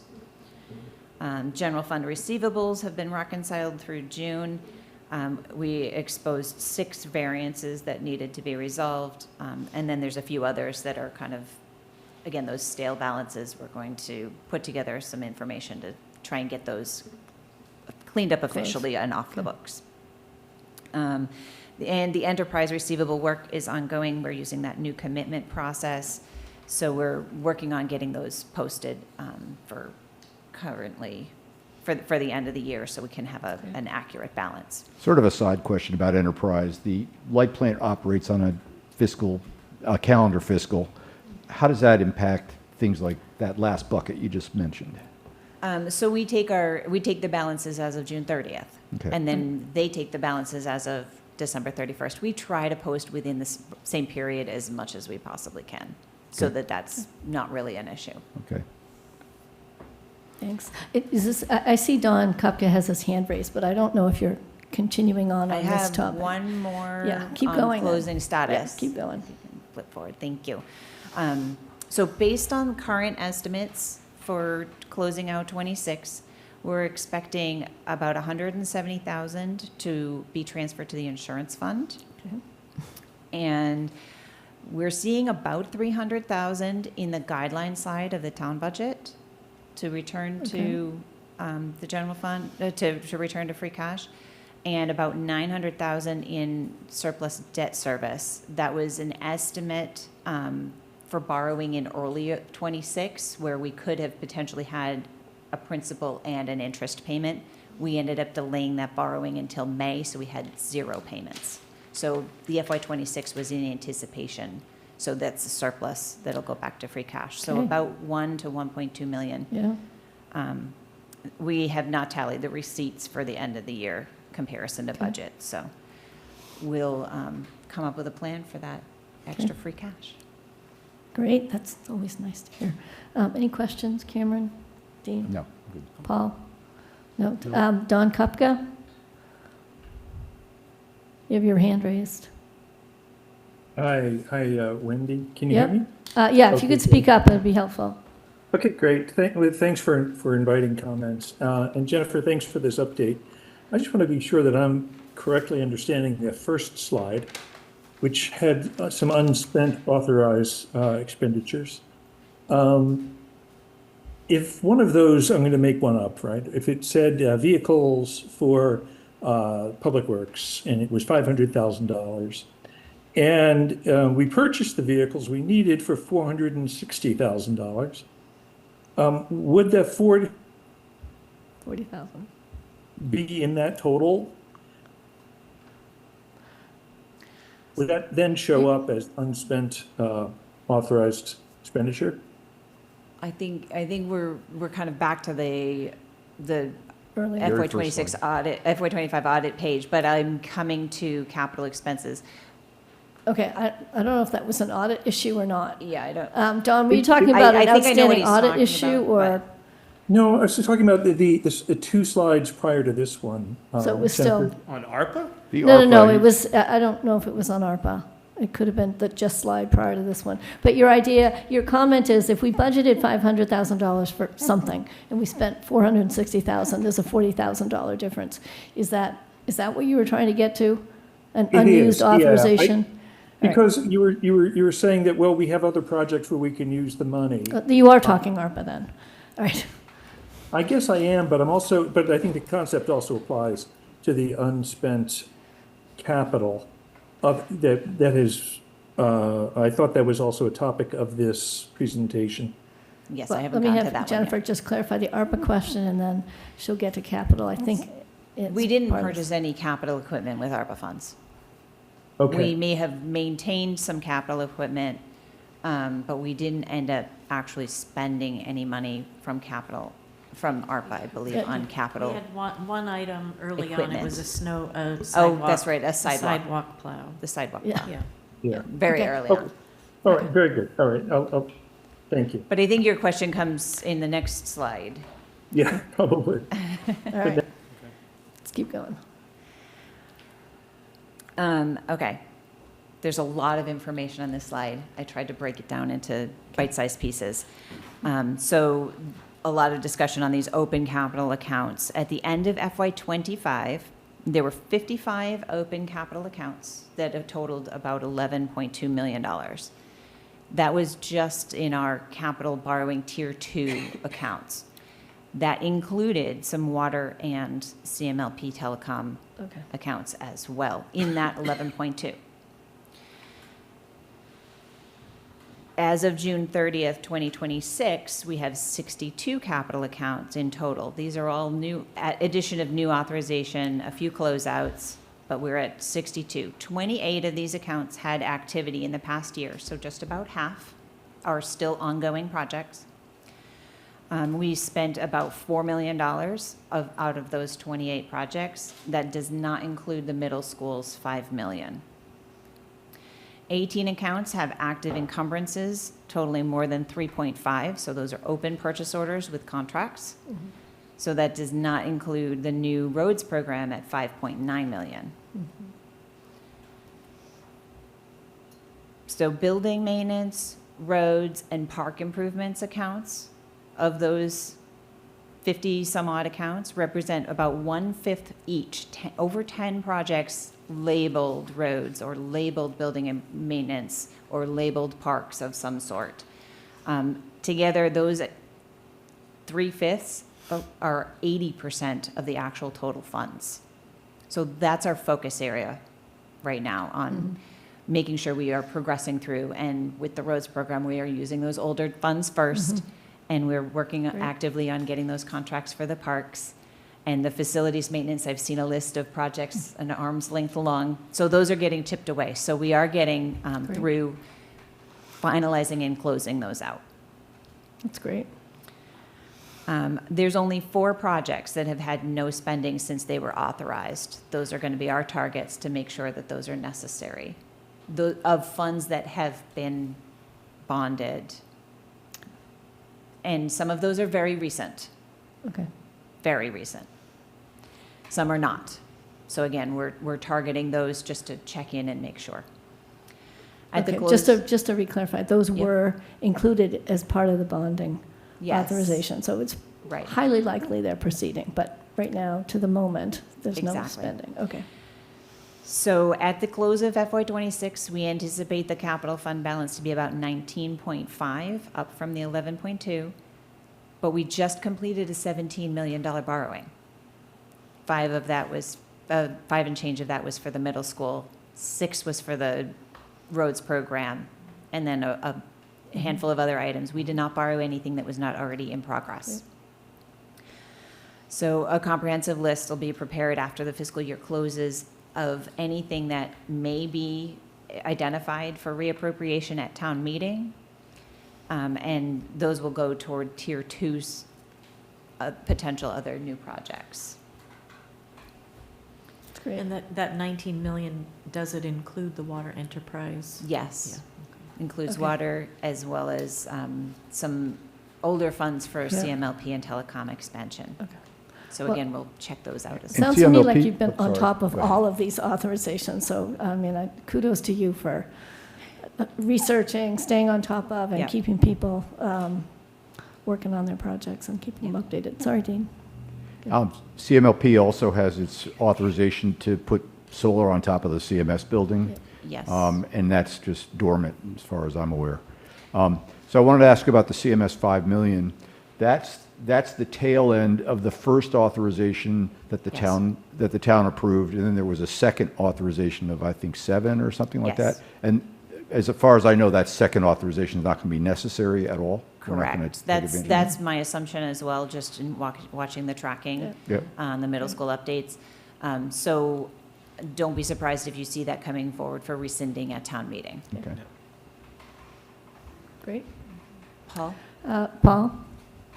I have a question. Jennifer, tell me a little bit more about tracking. Obviously, you have a clear line of sight on these projects at the end of the fiscal year, but during the fiscal year, we authorize capital spending. How are those projects tracked, department by department? So kind of we push them along, or do we push them along during the year, or do we just wait to see what has happened?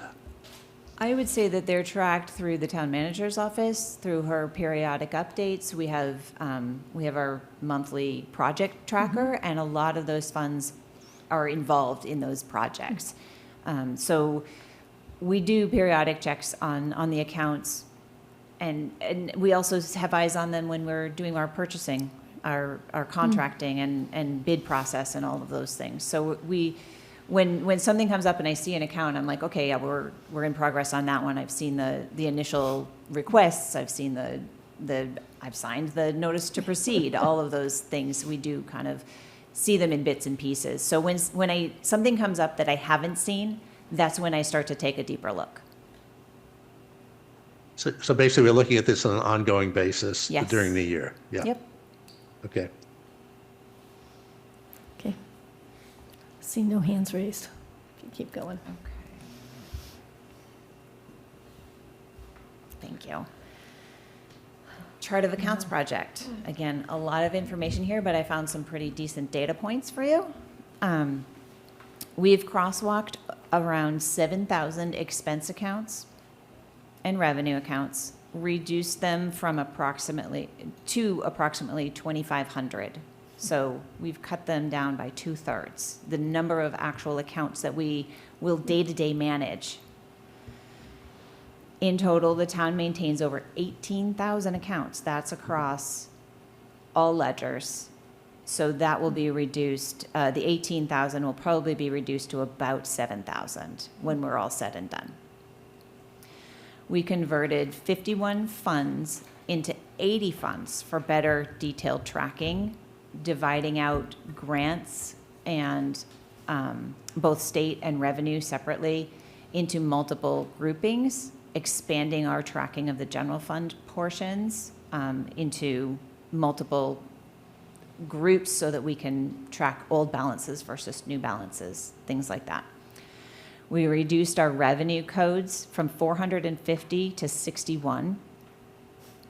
And we consolidated expense codes from 685 down to about 63. So we've lost some of the nitty-gritty detail, but all of that detail, as we're going, can be found in other places as necessary. We can always run detailed reports of those accounts and resort easily if we need to find that detail. So we don't need a separate account for every specific grain of salt. Yeah, it creates complexity. Yeah, Right. unnecessary complexity. And we've also transitioned from numerical organization codes to alphanumerical program codes in capital and special revenue for a little bit easier identification of specific grants or projects through both of those groupings of funds. The next phase is going to focus on building the general ledger core, where all of those are essentially tracked for our trial balances. We expect to complete that in 4 to 6 weeks. And then we have our kickoff meeting on Wednesday this week with Munis to kind of set up kind of the import process and get all of our pieces ready for them. We'll build that core, and then it's going to take 8 to 12 weeks of testing to make sure that we've crosswalked everything appropriately. We haven't dropped anything. We're making sure everything is going to work when we actually go live. So at that point, we're anticipating January 1st at this point. It's been a long road, but we want to make sure that testing phase gets what it needs. Mm-hmm. So we're really looking forward to this simpler version. Sounds like an enormous simplicity of your accounting system. Yes. Great. Paul, any questions? No questions. Great. Could I ask a question? So you have to crosswalk from your current system to the new system you're moving towards. How about the crosswalk between how we keep track of things and how the state does for reporting up to the state? Are we moving to a system that is basically consistent with the way the state reports? It is, once you and report? actually we started with that as our base. Okay. So we looked at, when we started our revenue coding and our expense coding, we looked at our state reporting and made sure that we matched them line by line, column by column, so that when we go to run our reports, we can run them and basically drop them into that state reporting. It will make that process infinitely easier now that we're moving into that new chart. So one more year of troublesome reporting, but we'll manage that, and then we'll be in good shape. Great, thank you. And then Jennifer, will this help with all the reconciliations with utility and cash reconciliations? I think so. It's should, going to right? simplify our cash accounts in the system. Yeah. I think it will get easier because it'll be less accounts. Right, we had to a lot of misreporting, sift. if I recall. Right. Right, so Yep. should make it easier. Great. Cameron, any questions? all No? good. Okay. All right. So we are launching a new ClearGov grants module. I'm not sure how much you guys have heard about this one. I know that there's a kind of a snapshot on the website, Yep. but what we're moving toward is something that can update that a little bit more real time. So we're actively working with the implementation team to map our financial account data into the system, and then we can begin testing to validate the accuracy. This is kind of a standard procedure when you start using a new system. When it's fully implemented, the module will offer a centralized, real-time view of all grant activity, award amounts, expenditures, remaining balances, and key reporting milestones. It will also help us identify grant funding opportunities using AI-powered recommendations and improved search capabilities. This investment of time and effort will significantly enhance our tracking, coordination, and transparency from all departments. It will integrate with our budget module and our capital planning module. So when we enter specific keywords into either of those places, the grant module will take that information and search our eligible areas for potential grants for funding sources. Can I ask about that for a second? So grant sources are there are multiple ways in which grant sources exist. They're federal, they're state, grants may even be from NGOs. There are all kinds of ways of getting a grant. How does this AI-assisted recommendation look at the landscape to find a recommended grant? Right. Just- Actually, I believe it will give us options. So it'll say, if you're looking to do this within the project, check out this grant. It's not going to actually apply for grants No, for no, us. I didn't expect But that. it will make the opportunities available for research. So the AI will look at kind of keywords and thoughts and say, there's a grant that supplies this funds through this source. It might be worth kind of investigating a little bit further. But what it'll do is it will restrict to a point. So it'll look at federal grants that we would be eligible for in Massachusetts. It will look for Massachusetts grants. And it will look for other types of grants that municipalities are applying for and in our area. So it's not going to be looking for local grants in Arizona. Right. Yeah. Yep. It'll be smart enough. Cool. Good. That's very We're look- sophisticated. We're Yeah, I looking was forward curious. to seeing what it is. We are a member of the pilot program for this particular rollout. It's a brand new module. So we're helping to develop it, so we're able to kind of get it to do what we want It's in always some a ways. plus. Right. But that means you have a lot more work to do, too, to kick the tires. Yep, Right. great. All right. Revenue sources. So in FY '27, we have received, so FY '26, winter recovery, there was a bid to the state for some extra funding for municipalities that went over budget. So they put out some money, they split it up by road miles, and we are receiving just about $280,000 for winter roads recovery. Many towns are using this to offset their deficits. We've recovered most of that already through transfers, which you guys have already talked about. So we have a few options. When I drafted those transfers, it was obviously June 15th. We had 2 more weeks. I thought I'd built in enough buffer. We may be running a little closer than I had anticipated, so we may end up setting aside some of that funds, maybe 100,000, maybe probably less, maybe even only 50. I don't know yet. We're still in that closeout process. It's the PO reconciling issue. So we may set aside a little bit of that, but I know that we'll have a good chunk of it available. It's coming in FY '27, so we can allocate it Okay. as a '27 receipt. We can set some aside to offset '26. We can handle it in multiple ways. The DLS has issued guidance on multiple ways of handling it. So we anticipate setting aside a small amount to recover any deficit that was not covered by that transfer, and then the rest of it will flow to FY '27. When we budgeted our building permits, we only budgeted $200,000 for FY '27 because we didn't know when those permits were going to be pulled for Thoreau and Novo. They could have been pulled in June and closed in FY '26 at the time when we were creating the budget in February. We knew it was out there, but we didn't know the timing.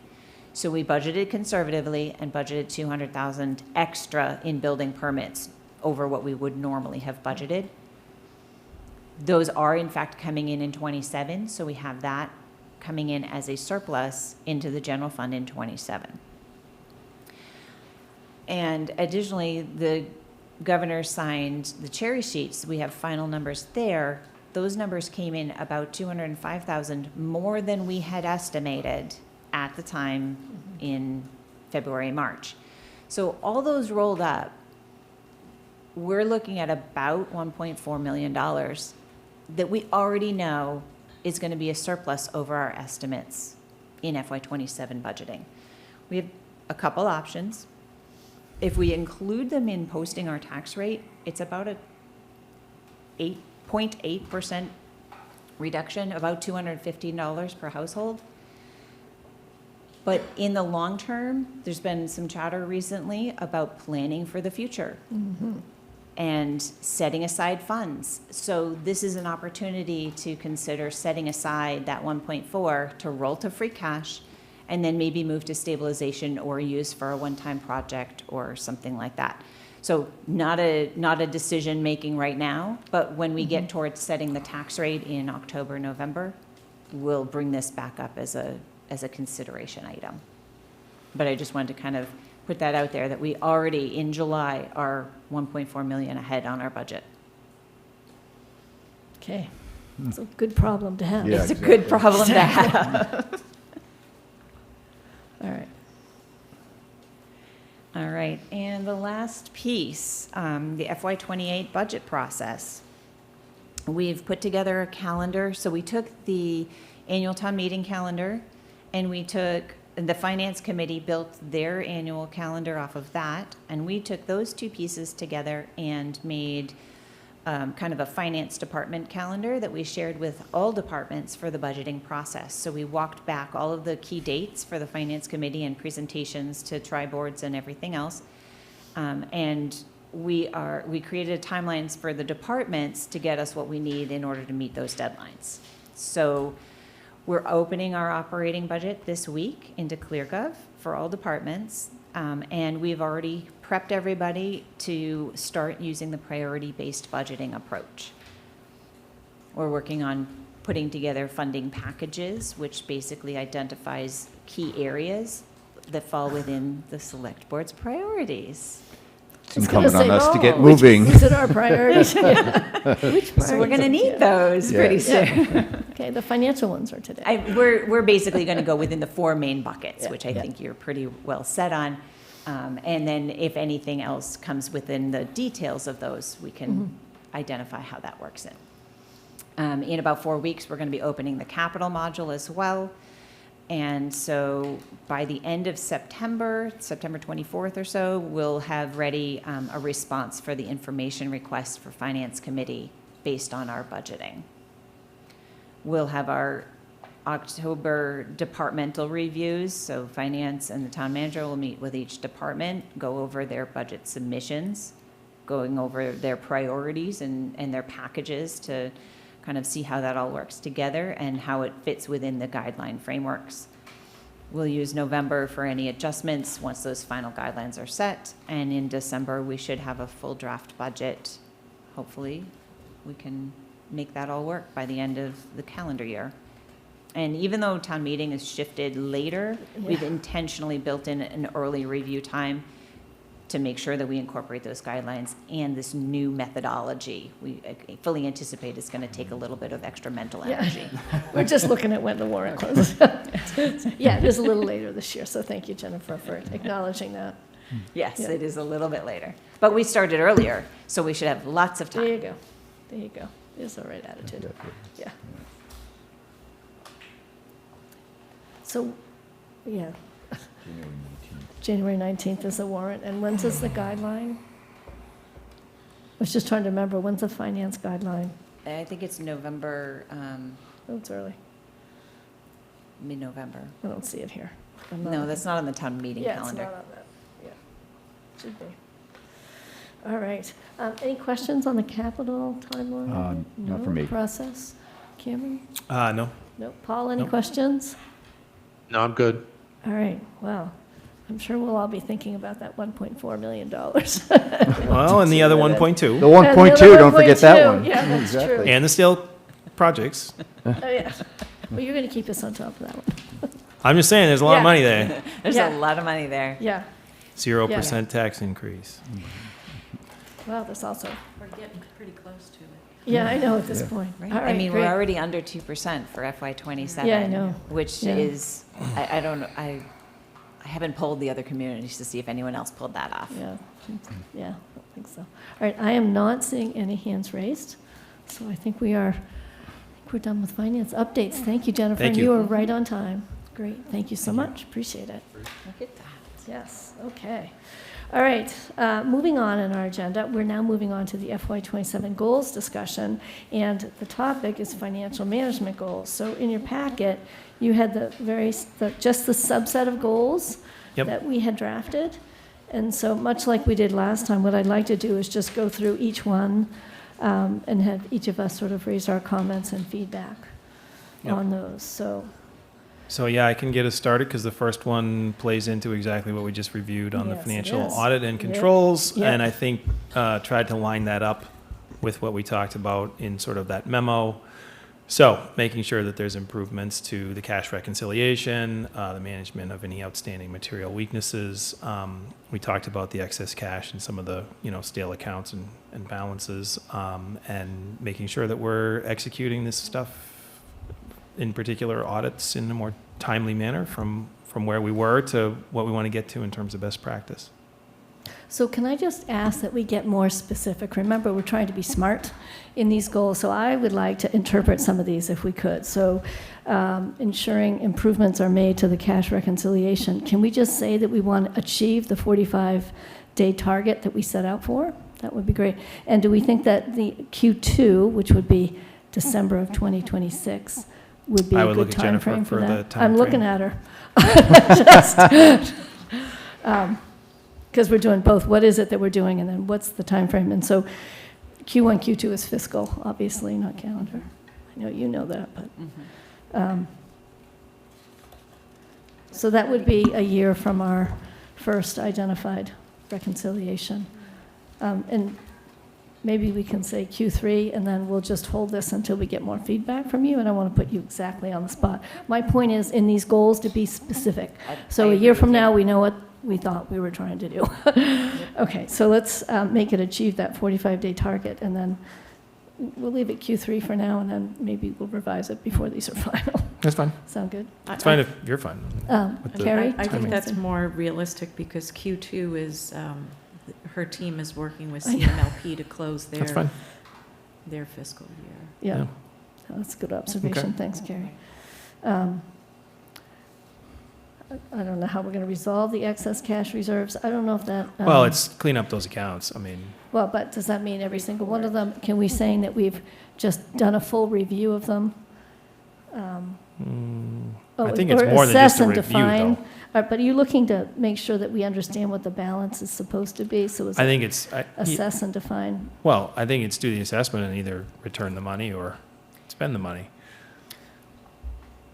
I think that one's going to be, well, an ongoing process over Right. many years, because we can set a target to analyze and How about- I want to have a plan. I mean, I want to have a Right. plan. We done. can analyze and promote Yeah. 5 stale accounts, capital accounts for reauthorization or something like that. Pick a quantity. But To me, it's analyze and plan to resolve. I don't want to just say, hey, we Right. did an analysis. I want to say, Right. I understand that we may not have it all resolved. Yeah. But we know how we're going. Hey, here's our plan on this So- one. Here's our plan on Right. this one. So we'll have completed a review and identified a plan. And that could be, Yeah. could Yep. be 2 years away, I'm just saying. Right. But so we're going to complete a review. and one then- of my internal notes, one of my to-do list items is to basically propose a cycle for capital and town meeting article closures. Yeah.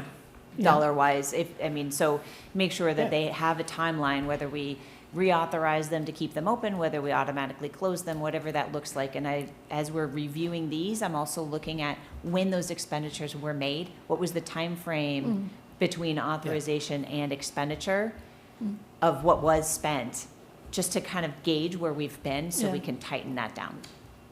Okay. So Alright. I'm come up with a plan or a policy, however you want to A word plan, that. That's okay. kind of So complete a own review and personal- develop a plan, Yep. something like that. All right, and then in the last one, I think we just want to complete the FY '26 on schedule, which I think is Q3, right? That's the town audit, right. right? Complete the So FY yeah, but '26. Q3 is fine. Yeah, because that would be 9 months. That would be January, right? Is that? Well, Well, it'd be yeah, 9 I'm months. going to 9 guess months, that they're yeah. going to come for testing probably in Yeah. latest January, Yeah. and then be resolved in March. Yeah. okay, so I was yeah, saying, yeah, it would be Q3. 9 months So after 6 to the 8. year Yep, and close. Q3, that works. Q3. Great. If I Sorry. can get them here any sooner, I will. I No, don't we know got if it, they but will be hey. available, actually. Hey, on time is really good. On time Much is better better. than 9 months late, right? 10 months. Okay, moving on, the pilot, this is, By the way, good ads. Oh, or changes. I devil in the agree. detail, right? agree. So No, just so no, that but- a year no, from now, we know what we But did. they're better Okay. as a awesome. result of what you just Great. went through, so thank you. Right, well, keep chiming in. There's more to go. All right, pilot program. This is really following from the discussion that Carrie had presented about the sort of restructured pilot approach that we're taking. And the goal was to complete 2 pilot contracts in the beginning of FY27. So that's how I wrote this up. And I wrote it for Q2, which would be end of year. Yep. Hey, Wendy? All right. Yes, Paul, sorry, I wasn't looking for hands. Yeah, go No, ahead, no, it's Paul. okay. I'm good with that, but I'd like to add that we initiate discussions with others. I think during the year, we certainly have to complete these, but I think we should have something about initiating discussions with other, I don't know whether you put a number on that or a revenue target on that, but I don't think we ought to sit back and just focus on those 2. I think we ought to close on those 2, but initiate others. So my thought is that by the end of Q1, we're having a work session. We had talked about the private schools. Yeah. So my intention is within the next couple of weeks to initiate that communication and invite them, I think in September, to a work session. And I've had a couple of residents over time have expressed an interest in helping Yeah. out with that. So I think adding what Paul has said is good if you want to identify a Q1 goal. So, So you well, I consider want like to a be ra- clear, no, wait, I want to be just really clear. The 2 that was sort of committed to, what you're already describing, you are already doing, if I understand, for 2 educational entities in town. I think what Paul's asking for is do more and have additional discussions for additional pilot arrangements. Is that fair, Paul? Is that what you're asking? Well, yeah, but I think in terms of measurements, we want to close on these 2, but. That's what this goal is trying to do, yep. That's right, but the other ones we have to initiate so we can close next year, or if we can close on others, that's fine. But I think we need to open discussions with the other ones, as probably using the mechanism that Kerry suggests, but, so, So Carrie, So just we- to, I'm sorry. I'm suggesting we need to do more, but I think we need to start with the other ones, not Right, necessarily Dean, I'm close. going to have you. I just want to ask whether the opportunity you're looking at is going to be more of a roundtable conversation with multiple entities or just targeted ones? What's the idea? Multiple of the same type of entities. So, like bring all the private schools, for example. Yeah, to the and we table. could do a second session for other groups Right. later in the fiscal year. Okay. All of the other groups collectively, the additional revenue that we could achieve is very minimal in comparison to the major 3 to 5. partners that we have targeted. But we certainly could maybe in Q3 have a roundtable with other groups. Okay, Okay. so we'll add an additional Yep.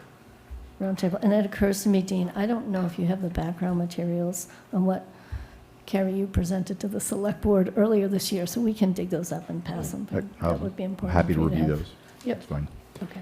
So just a note, as we move towards some of the things I entered, I distributed a copy of my spreadsheet to Kristen that was incomplete. And then when I recognized that, I sent her a nice full one. Yep. And that never made any of these copies. So when you see these blank holes, Oh, it's weird. It's just weird. I have a full spreadsheet, but anyway, let's carry on. Yeah, So okay. No problem. I don't know. I sent her an update. I was like, wow, I sent you the wrong copy. It's incomplete. well, Let me get I it know right. that one of them got removed, right? And then I don't know about the other blanks. I don't know but what's if you it. can fill It's them in, just, that'd be great. anyway, I'm That's gonna, fine. I'm gonna work off the one that I have right here that has my actual entries in it. So, Okay. this next one, Priority-based budget? it is priority-based budgeting. Carrie's already doing that. You just mentioned it, Jennifer. By the end of the year, your departments are gonna report 4 priority-based programs and build their budgets around their, have I got that about right? Yes. Yeah, so that's Q2, end of the year for that one. Is it Q2 or Q3? I just want to be. Q2. Okay. Q2 is, Okay. that's, No, I know, I just, what I'm thinking was Yeah, the that's budget the done budget, is usually that's- not going to be done until Q3. Just saying. We'll If have you wanna the tweak it. priority Yeah, it's packages fine. done You gotta have by something. Q2 Yeah, yeah. and then By- the Yeah, no, final no. budget Warrant. in Q3. Yeah. The next one, I have down as a TBD, and I know it shows up as a whole, but I identified the land use working group, the select board as the entities, and the town manager and the school superintendent. This is basically to look at us establishing a capital improvement planning process committee, something that the state has a best practices document from the Department of Local Services, which says you would have a standing committee and they would review and scrub all capital, and they would be the ones recommending capital articles to town meeting. A modified version of that would be to have a committee that really is just reviewing, say, a 10-year plan for Tier 3 level capital. So that, I have this down as TBD, but that would be if the select board has any desire to form a long-term capital committee. We are going to spin up a committee to do a building for the Public Works, and we're going to let the land use working group go into secession. But then what do we have? What's our long-term capital? So I was suggesting to the board that we form a long-term capital committee that has an annual process of collecting the interest of the schools and the town and developing a plan for new buildings, new large capital investments, et cetera. That would be Tier 3. So this does get kind of tricky. So, and I'll say for two reasons. One is, in our earlier discussions, we talked about, as a result of the land use working group, potentially forming a capital building committee, whose charge might also be looking at the capital financing of those projects as they come along. So there's those big capital items might be covered there. But I also just recognize that in theory, we're supposed to have a capital planning process now, Yes. which maybe we're not following what we set out to do originally. And maybe what we should be doing is looking back at what that committee originally proposed. And maybe it's a collaboration between the finance committee, school committee, and the finance committee and select board, just to revisit what we did and look at what we could do to improve the process.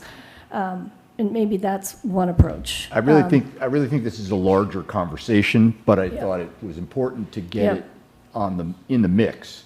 That we need to have a conversation as a board about, is the existing long-term capital planning process really working? Are we following it? How do we want to revise it? How do we want to revise it? And my recommendation is a standing committee that sort of turns the crank every year, looking at a long horizon, 10 years probably, and then revises annually. That's the recommendation that I'm making when asked. That's what I put in. So, Wendy, Okay. you mentioned in 2019 and 2020, maybe into 2021, Right. we had a capital planning task force Right. that recommended a process, right. and that was adopted by the select board and followed, and that was the series of 3 meetings that was to in ensure that there was collaboration internally between town and school, which I do think is happening, Yeah. and a series of 3 meetings, one maybe in September, Right. a tri-board meeting, school committee, select board, finance committee, to review items, followed by a finance committee hearing in October, November, and then in December, before the budgets were finalized, another tri-board meeting. That process, we have not been following that process consistently. So I would just like to understand if we do have a capital planning committee, is that going to be in place of the policy that we have not been adhering to diligently, almost since It the started. time that The it first was, year, we skipped step 1. I have to remember. That's what I remember. And then I think the other thing is the discussion about a permanent building committee. Right. And I think that merits a discussion. So, I have on my list, it didn't seem to get filed with everybody else, TBD for that, Yeah. because I didn't Okay. really have an outcome, because Yeah. the board really needs to really Yeah. engage with Discuss the this more. process, with the, All right. with the ideas, because it. I agree. I think the capital planning is really important. I'm also a little bit wary of creating too many committees. Yeah. And so we just have to think about how it all kind of, Right.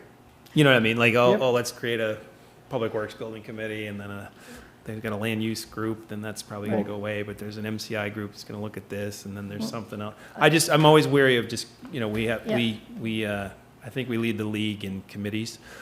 So definitely do. just making sure that we, It like- feels to me, before we put this on, I think we just need to have a discussion about this sort of separately. Yep, that's on fine. Capital That- planning, that's- instead of creating a I- new but it's the goal. right topic. No, It's the it right is, topic. yeah. I just felt as though, Right. Yeah. get You're my, right. get my 2 Agreed. cents in here Yeah, no. and Agreed. put it on the calendar. Maybe we talk about it going. Let me- some- let and me I, put my- in my let me second put my filing thr- that you guys didn't see, it Yeah, says I'll get you TBD. It Paul literally to says send- TBD, so. So Paul, I know you have your hand raised. Yep. Kind of hard to get an edgewise I know. on Zoom. Yeah, I too am a little cool on a general capital improvement committee, but I did hear the two very specific, and I'm more in favor of focusing on specifics. We really have to have a building committee because we have really specific needs for major capital planning. That's clear. And as far as the process that Kerry talked about, I think we have a very specific process that it's a good process we may not be adhering to. So that's a specific process that we need to revisit. Now, whether doing both of those leaves a gap and we need to have a capital planning committee, I find capital planning committees have nice 10-year plans, but they don't really focus on specific things, or they're overtaken by specific things. So, I'd like to put the standing committee aside and just focus on building committee, improving the capital process that's in place right now. Okay. Okay. Thank you, Paul. We can figure out how these We'll have more ideas discussion, yeah. come together somehow. Good. All right, I don't want to jump over, we skipped one. Cameron, I think you had we did? Oh, the identified debt something. management. So yeah, Yes, that one yeah. is interesting because I think it's really important. I Oh, also I'm sorry. I also think we have. I don't want to say we have nothing, like that we haven't done any debt forecasting. So I guess it's a little bit of maybe a question to the rest of the select board and the finance team too, which is, I think it's really important to understand what we've already committed, scenario planning for what's feasible to sort of add going forward. But I do think it's kind of building off of work that had sort of started, because we talked about a little bit of this last year, some of the projections and the line Yep. charts and how it's all going to sort of change Yeah, over we- time. We did create policies around tier 1, tier 2 debt, but not the big Right. tier 3, which the Yes, point but is I'm getting thinking more of the inventory. bigger Right, picture the tier scenarios 3, of like, yep. hey, here's when, big debt starts to roll off. Hey, Yep. if you're going to start building big new things, here's when you can afford to start doing that. That kind of stuff that says, all right, so let's think about the planning of the timing, or that says, okay, so here's when you do need to, if you're going to build reserves, here's when you need to build them for, that Yeah, kind of stuff. yeah. For me, this is, again, too general for a specific select board goal. Not that we shouldn't be doing this, but I can't, it's not a SMART goal as written, and I'm just wondering how we would measure something Agreed. like this. It's not something we shouldn't do, but as a specific select board goal, I don't see it. Well, what about a presentation of our debt? Existing debt. My Yep. former finance committee members, an update to the mountain of debt, right? You Yep. remember Yes, the the mountain mountain of of debt, right. that Love the everybody- mountain of at debt. one time, Outstanding- everybody knew about that. Don't but- know how much I love the mountain, I but, think the other issue was questions of outstanding obligations, right? So we've gotten authorization for debt, but it hasn't been used. So I think, Cameron, that's your other Yep. point, right? So we could. So turn if we this can into- get more specific here, I'm all Yeah, okay. for it. Yeah. All right. May I? Yes. Yes. We Please. are in the validation stage of using a debt management program. It's an online portal where we and our financial advisors all have access, as well as the auditors have access for when they need to pull the information for their reporting. But basically, we're validating our current debt data, and one of the features of this online portal is a debt projection calculator. So we can feed in our specific debt our debt Yep. scenarios, Yep. which we have very particular debt scenarios for various different types of things, and feed in dollar totals and timelines for those to see what that looks like, and it will create those beautiful pictures That's of mountains. what we need. All right. So it's sounding like a presentation on this tool that we have, and then maybe some what-ifs. Yep. as a Maybe once follow-up. we've got our capital Yeah. plan kind of Yeah. in draft mode for Yeah. presentation, we'll be able to kind of walk through some of those scenario types of things. That'd be great. That's great. Okay, I got that. All right, moving along. Now, Dean, the next one that you wrote was on the roads program. So we're in the middle of a multi-year debt authorization to really bring our road index up to 85 or whatever the number is that CPW would like to see it at. And this is an opportunity, I feel this is an opportunity for the town to eventually move forward to, as we do road renovations each year, that we do it on a cash basis rather than paying interest to do 5 miles this year over here and 5 miles next year over there. We're always paying interest on that. And I feel as though we would probably be able to repave more miles of road each year if we did it on a cash basis. So does the current road program put us in a position where we can plan and planfully, there will be maybe some painful years there for a few, but then get to the point where we move to a cash basis. And that, I put it down as Q4. Public Works, FinCom are the specific entities that are on the public side, and then the Finance Department and Public Works itself is on the town side. So.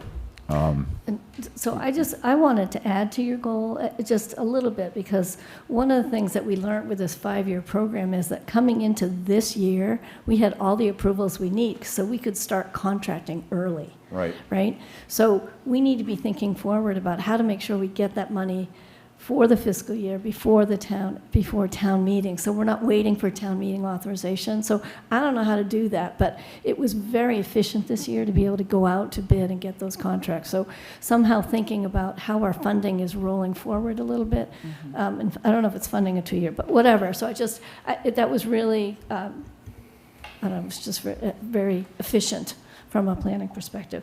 So I don't know if this is just a longer-term plan of how It to is do kind that. of It's also, yeah. there's another goal in here around OPEB and retirement, and sort of understanding some of those funding opportunities that might a lot of synergies with this program, perhaps. So, Right. So I was just saying by the end of this fiscal year for the town that we think through what the plan would look, what is the plan strategy. to get to a cash basis was really Okay, so it's develop a plan. Yeah, develop a Okay. plan to get to a cash basis. And, Well, that would I probably would need Okay, some, Paul, wait just a Yep. sec, finish, Okay, Dean. yeah. that's going to absolutely need Public Works Commission Absolutely. and the Public Works Department really giving us some heads up on how that could play out. Yep. So, Jennifer. go ahead, Paul. Sorry. Paul, No, Okay. I'm almost there, but I think we need to decide whether this is the right pathway. The advantage of a long-term debt is that you can plan over 5 years. And I don't know what the trade-offs, the operating trade-offs and the financial trade-offs between a debt program versus a cash program. So I think looking into this, Dean, as opposed to deciding we're going to do it, I think that's the worthy goal. I think we have to examine the pros and cons of moving from a debt program to a cash program. That's how I would put this goal. well, Okay. yeah, I mean, you can look at it. I think, remember, the reason why we have the 5-year program is because we weren't able to fund it on a regular basis. So we need to also figure out what is the right funding that we need, and then evaluate that operating strategy, Right, how we do that. right. We've been trying for a long time not to borrow for operating expenses, and that's still a goal, but, obviously, we have a lot of needs. So maybe that's all part of the plan. Yeah, so just to put a finer point on your question, Paul, before we got this longer-term bonding, Yeah. it was an annual It was an annual authorization. So the Debt. question is Right. that annual authorization, should that be debt? Or Right. should that annual authorization be cash? And when you're authorizing debt, you're going to authorize, and you're only going to add a small amount to your cash flow, because you're only going to be putting the interest on for the next n number of years of the debt authorization. But you're left with the accretion of the last previous 10 years or so that you're paying back continuously. So it is an annual appropriation every year, regardless of whether you're putting it on the credit card or whether you're paying for it. And I just feel as though this is a thing that really just belongs in the operating budget. Yeah. So Yeah, the that's only why thing, we you know, should study how to doing get it- there. Yeah. That's all. Doing this through an operating budget has the vicissitudes of year-to-year planning. Doing it over a 5-year debt program has the advantage that, now, I'm just saying we need to look at the trade-offs. I just don't know what the right answer is, but Okay. I see the point completely. Yeah, Yep. All right. all right. So I well, think that your goal is to develop a plan. Yeah, That's in the its goal end is of to year, develop a plan develop to a get us plan. to the Right. cash basis. So I think by the end of the, I don't agree. I think it's evaluate the development of a Evaluate. plan. Yeah. okay, all right, I wouldn't commit to that till we All right. understand it all. okay. We can, Okay. Wordsmith. we can evaluate, we can wordsmith that, evaluate. All right. All right, so the Next next one is to look at non-debt regular expenditures that may be discontinued going forward. The big elephant in the room there is how soon do we get off of OPEB, and what does that free up Yeah. for the town? Well, retirement sooner and than what later. can we do? Right, and retirement. yeah. Because retirement's big Yeah, also. and retirement, Right. anything. So So is that sort we of just- understanding sort of the projection?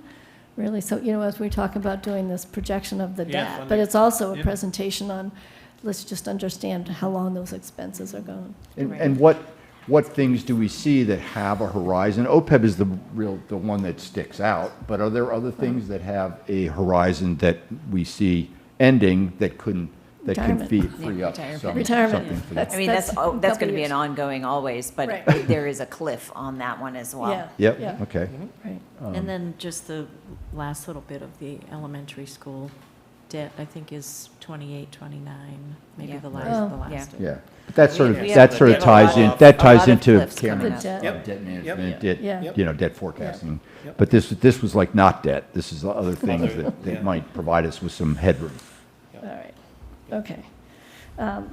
So the next one was around the tax relief evaluation recommendations, and we're going to be talking about that later today. But really, the idea here is to do what work through the recommendations from the committee. So assess how we could increase the senior means tested exemption, the asset limit, help the assessors understand what's reasonable for setting an asset limit, and then identify and review the implications for 41C and a half, make a plan to go forward or not, and put that plan in place, and then understand just the implications for the implications for the R to E, to E. How do we roll off that if in fact that's our decision to do, which was the direction of the recommendation of the committee. So, and these all have to be done sooner than later in terms of building a plan, Yes, they because do. the tax rate hearing will be in November. So all of these things need to be sort of defined, and my goal would actually be in Right. September, with really understanding what direction we're going in with these. Well, and also, because Cameron? if we did 41C and a half, it has to go to town meeting? You're And going to hear then a about that special in our election? next Goes- presentation. It goes to the, for an It actually election? has to go It's for an a- election. right. That would be March, and then you'd have to go to town meeting if you want to tweak the base program. So it's election first, then town meeting? Yeah. Well, actually, it's the warrant first, and then Well, it's actually, it's the election. election. It's the No, but election. Oh, well, we yeah, would, okay. we would Yeah, want to okay. put our Physically, okay. modifications Yeah. on the Yeah, okay. warrant, I was just Presuming trying to and then get the that it election passed, would yeah, occur. yeah. Trying to It's get a little bit the weird. timing sequence. Yeah, Okay. you're at the, Yeah, but that's yeah. fine. I mean, we need to figure it out. So Yeah. agree, Yeah. Great, because that's, well, one of the next topics too. Yeah. okay. Hey, Wendy, just final comment on Paul, this. yeah, sorry. This may seem obvious, but I think we need to develop a communications plan so that in the fall we can actually articulate what we're doing. So that may be implied in 1, 2, and 3, but we have a communication plan to develop around 1, 2, and 3. Yeah, no, Maybe that's a- implied, that's- but I think that's a specific goal of ours. Yeah, no, I think we'll add that to the It's list. an absolute Thank you. parallel to the light plant communication Yes, requirement. absolutely, you're right. So we Correct. got a lot of Right. communicating to do here. It's a lot of work. Yeah.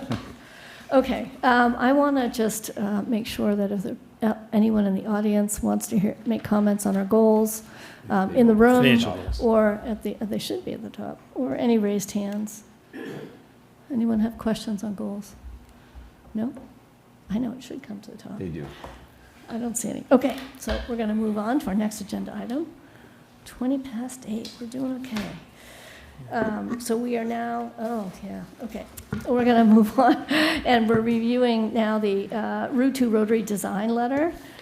This is the letter that we all reviewed in our last meeting. All of you sent edits and revisions to Megan. Megan, thank you for consolidating them.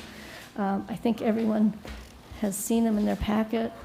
Yeah, Listing. the only question I have is this, I think it's on the second page. We reference 1,800 to 2,300 residents. Wait a sec. Wait. Yeah, that was mine. I'll take the hit there.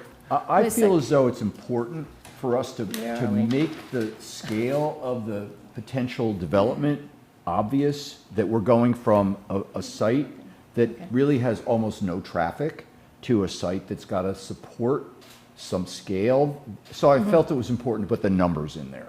But I don't- I mean- we have an alternative paragraph Yeah, that so let's- Megan very yeah, nicely put yes. together. It's all good.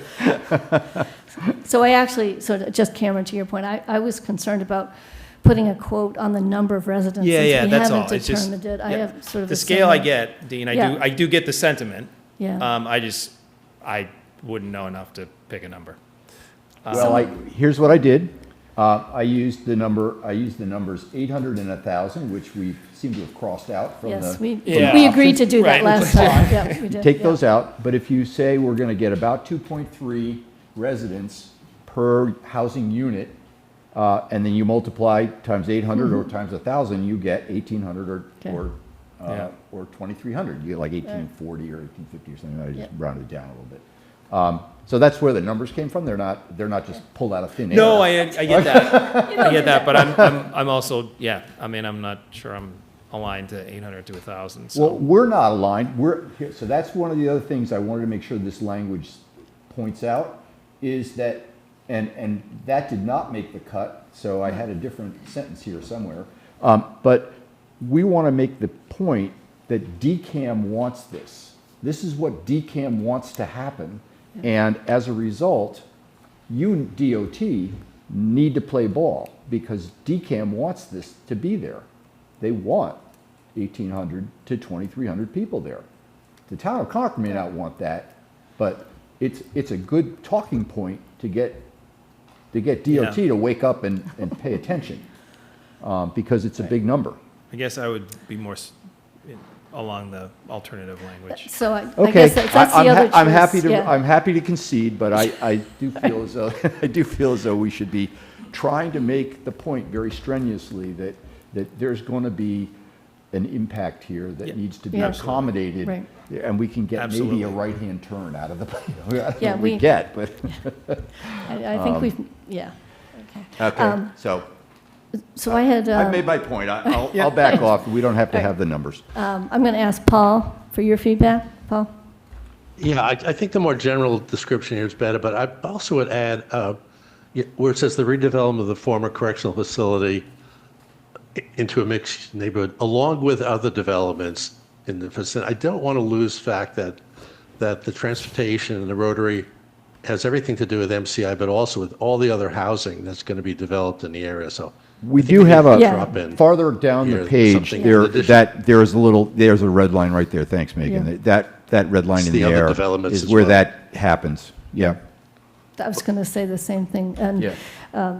so I think So we've did covered you that. ca- And sorry, go ahead, Paul. I'm sorry, did you catch all that? Because my internet kind of gobbled here. Yeah, I think what Dean was recognizing was that your statement about recognizing other developments in the area is represented elsewhere in the letter with some additional red line language that was added. Okay. Yeah, like it's on the next page. It's in a red Okay. line on the next page. But, so I just want to, let me just make my comment on this. There was an alternative language here. I actually like the alternative language better. Yeah, I do too. Sorry, Dean. No, it's fine. It's fine. I went back and forth I with think it Megan was- on it. Yeah. It's fine. I'm good. then I just had to make my point. I I'm had good. one other comment, and maybe I'm being really picky on this, but going back on the first page, on the last paragraph on the first page. Yep. Yeah. Let's see if I can find it. There's, I think it's the second to last sentence. It says, "We're disappointed that and it says true lasting improvements in the In in the this design of the intersection is not part of the overall plan, as the current plan does not allow, da-da-da-da." I just thought that we didn't need that red line edit in that sentence, the true lasting improvement, because we don't actually know what the true lasting improvement is. I just think that what we're asking for is just fix the intersection. It just seemed seemed a little wordy to me. I don't. So you would I'm say being we are picky. disappointed. I would that just leave the original design of this sentence. intersection. I would just say we're disappointed that the design of the intersection does not allow for safe and convenient pedestrian and bicycle crossings, period. It's just simpler. Yeah, that was my red line. I think that's fine. I was just underscoring what they have planned is really a Band-Aid of a couple of extra lanes. It doesn't Yeah. really solve the problem. Yeah. All right. All right. So with, And then, anything sorry, else? did, I didn't had mean one to- other one that was just, now it's on the, sorry, this is the third page. Now it's where the red line, it says, however, even before the Rotary project, that sentence. I just wanted to change, it says,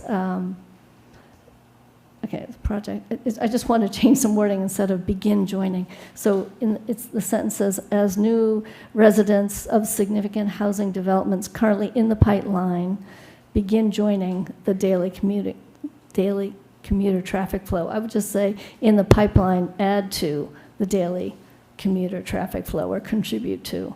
It just seems Well, that's begin fine. joining, it just, Yeah, that's good. okay. that works. Contribute to or add to, do you guys care?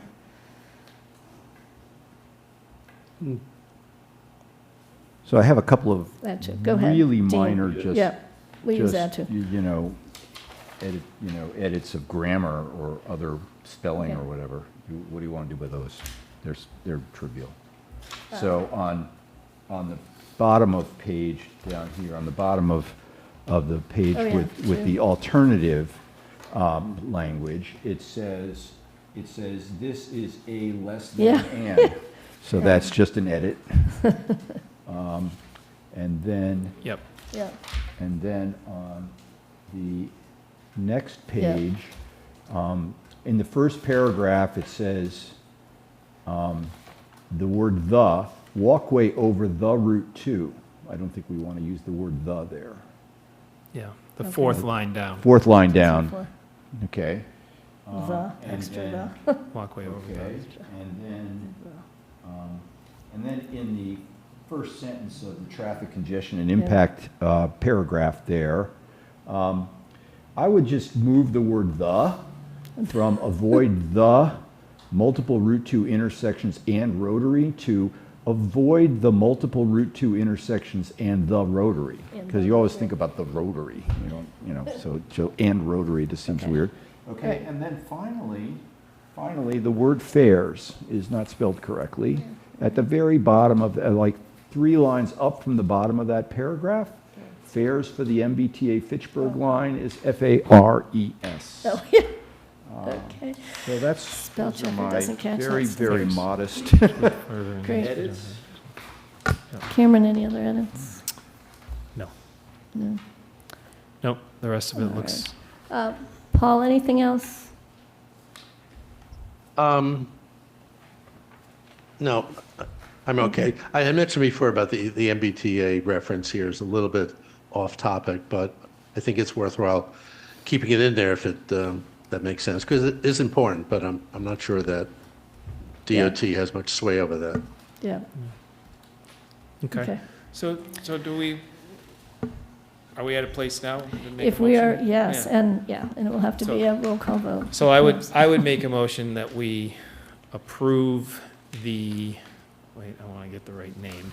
Approve the Route 2 Rotary Design Letter to Massachusetts Department of Transportation as presented with the edits as discussed during the meeting. Second. Thank you. All right, it's a roll call. Mr. Bohm, Aye. Mr. Banfield, Aye. Ms. Ravelli, Aye. Mr. McKenna, aye. All right, great. Thank you all for your. Thank you. Wendy, thank you. A Yes. very Yeah, strong thank you letter. for I think that. it's a That's really good great. letter. Good All letter. right. Strong. Well, we'll get it out the door now. So that's Yep. great. Only took us 2 meetings. Yeah, not bad. Not bad. Yeah, it's true. That's lightning But- speed. But you know what? It's an important letter, so we will get this out It this is. week for sure. All right, so next on our agenda, I can find it. I think I'm still on. Yep. Personnel. Oh, so now we have a review of the Personnel Board charge. So I just want to comment. I know, Megan, can you actually bring it up? I don't know that we're going to really need to review it. I just want to give a little feedback. Some of you may remember this charge. This charge was reviewed and discussed by the Select Board, I believe, over a year ago. Yeah. And there was 2 very minor changes that I know I had asked for from that letter. The personnel, and we couldn't find any further edits from the Select Board. So the Personnel Board reviewed this last month, actually earlier this month, I think it was July 8th. They made some small revisions to this. One of the revisions was to remove a sentence from the background that just made reference to the approval of the personnel bylaw itself that was made on 4/29/24, which actually, that date is now included below in the governing documents. And then the only other edit that's here is to reference the employee handbook as the 2026 employee handbook. I'll note it has not yet been approved, but it is imminent, hopefully. And we removed actually the date of the Personnel Board charge and just left it as Personnel Board charge. But those are the only changes that were made, so really nothing substantial. But it was never formally voted on, so I'm asking that we discuss and vote for approval of the charge. So this is my first time Yep. getting a chance to look at this. So I looked Yep. at the bylaw and just wanted to see how does this conform to the bylaw? Is it, Yep. is there anything where it's out of alignment with the bylaw? And the only thing that I thought was a little bit unusual is that the first bullet of the goals and initiatives of the Personnel Board is to strategize and advise on the implementation of an effective performance and appraisal system. Okay? Now, according to the bylaw, they have the authority to propose, review, approve, and adopt any new personnel policies and procedures as well as changes. So they're the ones who have the approval authority according to the bylaw, and this just says they're advising. And I thought Okay. that they should be approving because an effective performance and appraisal system certainly is a personnel policy and procedure. But they're also doing all those other personal procedures. I'm just trying to, So I just don't, I don't think that they're just in an advisory capacity here. I think they really have approval authority based on the bylaw. That's all. So maybe I'm misreading that, but. I guess I'm just trying to think, Carrie, from an appraisal system, like the nuts and bolts of how we administer it, is that under the authority of the Personnel Board? So, on an annual basis, they update a salary adjustment plan that talks about how, what COLA is added to base salaries, how we implement the incentive pay plan, but we have not generally considered the appraisal, the review process as a policy. But there are elements of it that they provide input to, of the process in its entirety on an annual basis. So I think that's the distinction. We just haven't viewed it that way. Whether or not we should, that's another discussion, but I think that's why you're seeing the differences there. Okay. And Thank I know you. Jess Porter, Oh. Assistant Town Manager, HR Director, is also in the online I did audience. see I don't her know if earlier. she has any further comment.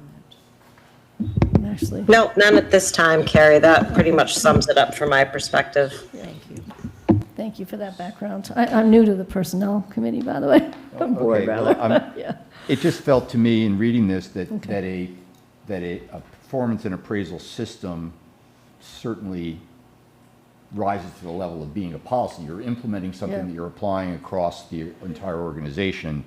If that's not a policy, I don't know what it is. It just feels like a policy. Yeah. So that puts the personnel board in a much more authoritative point than just what, anyway. The other question I guess I had is the personnel bylaw sets up and establishes sort of the go-forward things that the personnel board is doing. And we're calling this a charge. To me, this is just some goals that the select board wants them to do. They want some reporting. Is that really the charge? I mean, I'm just trying to see whether the language you're using at the top of this document should be their charge. Like if we establish a committee and that committee has a scope and a this and a that and you know, a function, that's its charge. And that's all laid out in the personnel bylaw. What this feels to me like is really some goals that we're setting for them. I don't know, is this a charge? But they're also responsible for the administration of that bylaw. That, all that language Yeah. is in here. Yeah. Yeah, Right. all- it's- That paragraph is just literally this. Oh, it's So the I- same one? Yeah. I think this is not the first place that you will see a bylaw committee that also has a charge, Okay. that may also have an administrative code, and there are times where those documents don't line up. So Okay. I think the point you're making is well taken, that there are inconsistencies, and there likely have been inconsistencies that could create some friction. Well, I'm not trying to create friction. I'm just saying, should we call it a charge, or should we say, these are some things, we would like these reports back from you? Is that a charge? Is that a select board request? Is it goals? I don't know. Because it feels like they function under the, I mean, a bylaw is in the town bylaws. And they're set up to, and all their roles and responsibilities are laid out there. And we're just saying, can you please provide us with some reporting on retention and this and that? It doesn't feel like a charge to me. And maybe it is. I guess I'll go with it. If everybody else agrees, it's a charge. Well, okay, so, fine. I guess in the personnel bylaw then, does that where it states like how many members there are on the Yes, personnel it board? does. It's And also- like yeah. covers all of the, Right, stuff that oftentimes we would maybe cover in a committee charge. right. Yes, it A really lot does. of, So, does. so then it does, like, sort of, the purpose of this document is what relative to the bylaw? they're administering the bylaw and providing advice and managing, don't forget, the reviewing the handbook when it's finally approved, as well as advice on the compensation structure and systems. I think Says it right there in the first line of the responsibilities. Right, which is also what Dean is saying is in the bylaw itself. So there's some redundancy Right. That's between what the two. yeah. That's the challenge. Right. Yeah. The intent is probably further clarification in the charge. Okay, Right. okay.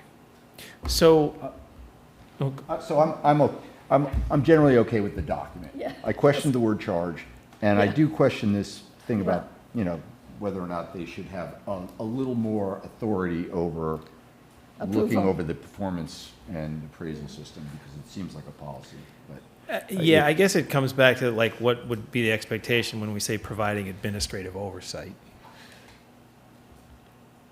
Which is in both the, Like, what is that? I don't know if that's along the lines of what you're thinking, Dean. Well, no, the actual language in the Bylaw. bylaw says that the personnel board shall propose, review, approve, and adopt any new personnel policies and procedures. Yeah.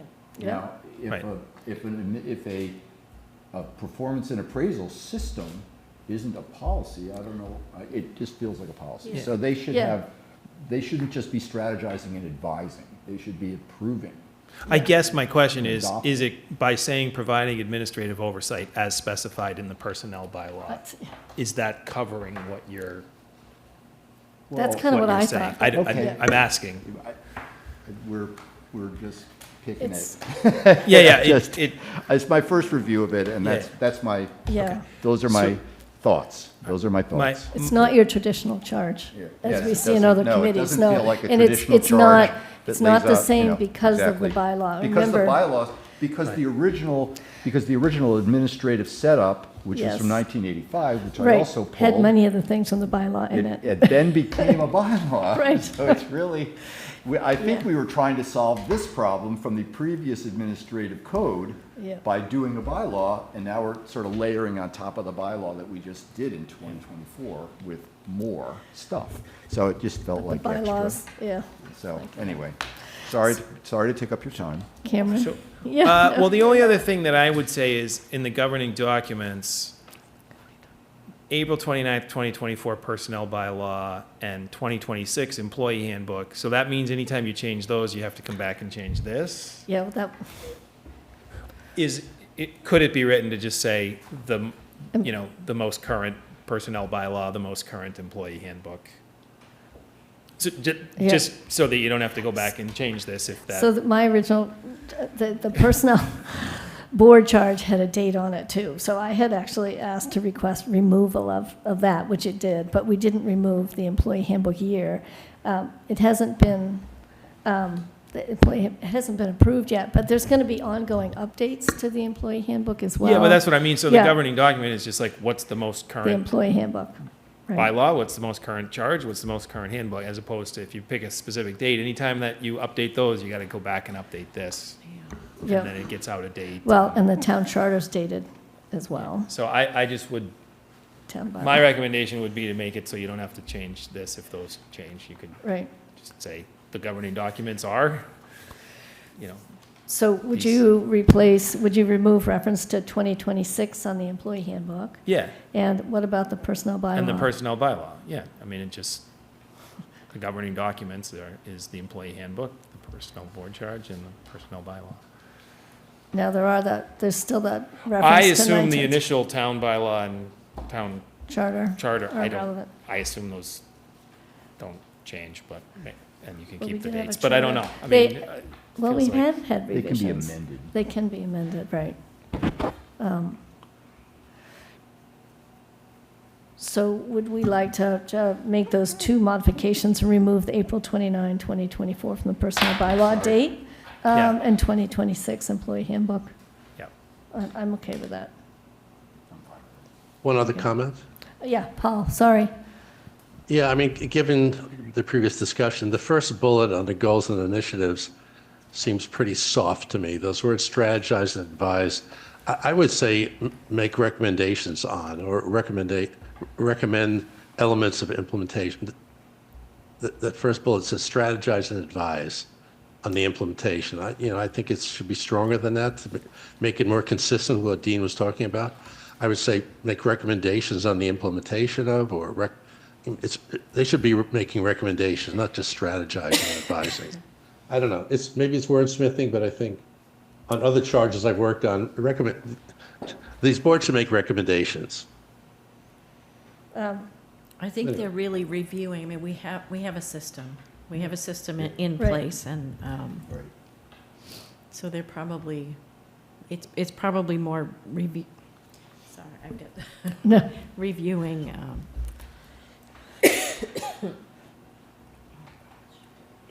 I mean, making recommendations, strategize and advise on, it's no different than make recommendations.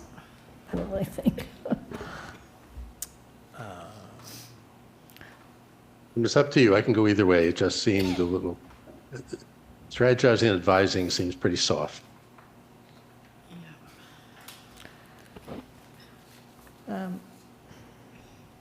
Do you want to just make recommendations? Make recommendations on. Review and make recommendations. 'Cause the thing, as Review Carrie says, it's and already in make- place, so Right, we'll be it is. reviewing and making Make- recommendations. Yeah, Yeah, yeah. okay. Okay. All right. make and review recommendations on the implementation of an effective performance and appraisal system. Okay, Okay, so if we change the date, we're eliminate removing those dates on those two places, and Yep. then change that bullet to say review and and make make recommendations recommendations. on the implementation. Yep. Are people good with us? It sounds like we moving Yeah, forward, so sounds I'll like make a motion that we, oh, sorry, Wait, go ahead. Oh, sorry. Yep. All right, Steve Vero.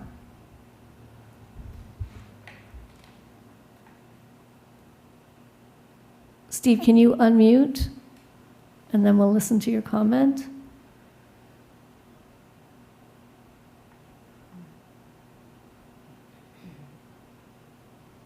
That was an error. Thank you, appreciate it. So you can lower your hand if you want. So All right, great. I'm going to make a Thank you. motion that we approve the updated personnel board charge as presented in the packet and as, with the amendments as discussed. Great, Second. okay, and that's a roll call vote. Mr. Bohm, Aye. Mr. Banfield, Aye. Ms. Ravelli. Aye. Mr. McKenna, aye. Okay, all right. Thank you all, I appreciate that. All right, we have one more topic, which is an update on the tax relief evaluation task force recommendations. You had this presentation in your packet. I want to just make sure, part of the goal here is making sure that this topic is front and center with the select board, and we follow up with the recommendations from the task force. Oh, thank you, Megan, you're right on top of it. So we have three things I'm going to try to cover quickly tonight. We're going to do a quick recap from the findings from this task force, and then talk about two of the recommendations. One is considering the adoption of 41C.5, and the other was recommendations related to the Hugh Cargill Trust. And I'll just note, we are not talking about changes to the changing of the asset limit for the senior means tax relief program. I am anticipating talking to the Board of Assessors in September, and so more to follow on that. All right, so if we can give the next slide. All right, you all remember these, I'm going to go through these quickly because I know you've all read Yeah, I this. was going to say, I don't want to relitigate. Yeah, no, I don't, The but- broader discussion of the RTE. No, I think- don't, but I guess my point is a couple things on the RTE. It was very effective in terms of helping those of lesser means. So 85% of those of lower income, and that was under 150,000, actually benefited from the RTE. And 63% of senior homeowners benefited from the RTE. Next slide.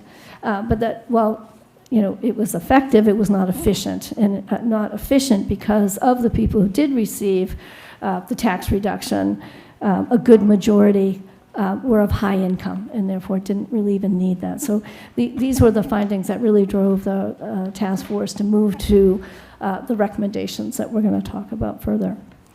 The next slide just drills in a little more detail and on some numbers around the lower income homeowners. So 32% of the homeowners that received the RTE, which was 1,111, had incomes less than 100,000. And I just keep that in mind as we think about the other benefits for the other program opportunities.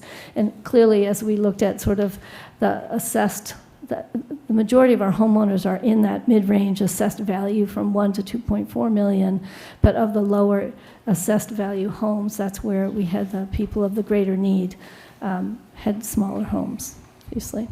All right, so let's move into the consideration for adoption of 41C.5. Let me just start with a reminder on what the eligibility is. And this is the eligibility of the base program, which you have to first approve.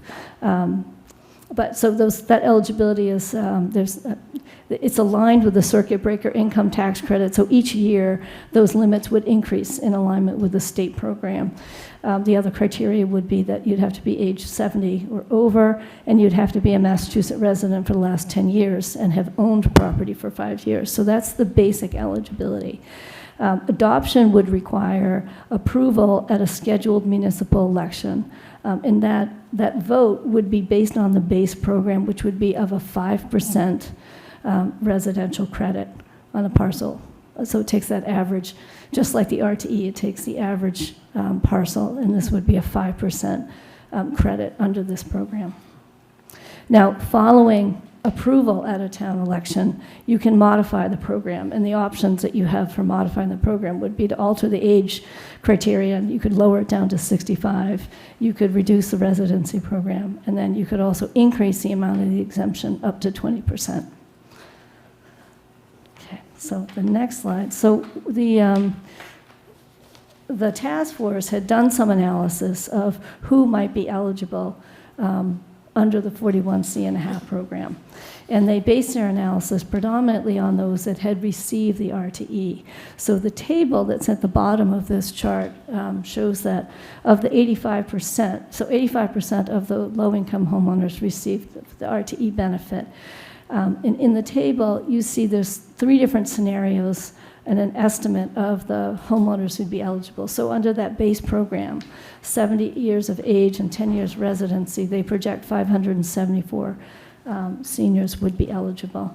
Alternate 1, which is the age 65 with 10 years residence, would be 717 members. And alternate 2, which is lower, 65 plus and 5-year residence, it's a lower residence, would be just over 1,000 members. So what this analysis didn't do, though, was recognize that there were 327 low-income homeowners that didn't get the RTE credit. So I asked for some additional analysis. We just don't have those numbers. But we're in the ballpark. So you have a sense of, if we move to this program, depending on which criteria that we take in, we have an understanding of the number of homeowners who have the option to benefit. Now, they still have to apply also. And remember, on the RTE, a lot of people do not apply. So this is all just information I want you to be aware of and cognizant of. If I go to the next slide, I want to bring just one thing to your attention. Adoption of 41C.5 would replace the existing 41C program. That 41C program today has only 4 members who've been applied and are receiving credits. And those members under 41C.5 would have to get a 15% residential credit to meet the benefit that they're getting today of $1,000 on the real estate tax. That's an estimate from Nicole from the Council on Aging, but she watches this pretty closely, so I trust her judgment on that. Just recall, though, that 41C eligibility, the income criteria is significantly lower. So the income is $31,000 single, $47,000 if you're married. So it's very, very low income. So just to clarify, if you put in place 41C.5, you are by state law not allowed to It keep replaces 41C? It has to It replaces it, yes. You can't have both. Okay, Correct, right. got it. But there's 4 people today. Yes, there's 4 people, Okay, and got it. there's definitely a need. One of the other criteria, and I might be wrong on this, when you're getting credit under some of the state programs, you can only get credit under one program.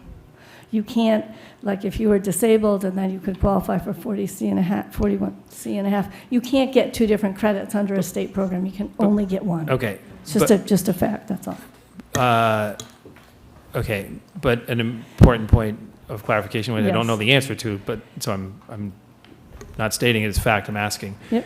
The state has a circuit breaker, so if you fall under these income eligibility levels on your state taxes, you get a tax break, a senior Income tax break. tax, yes. Yeah, Income tax break.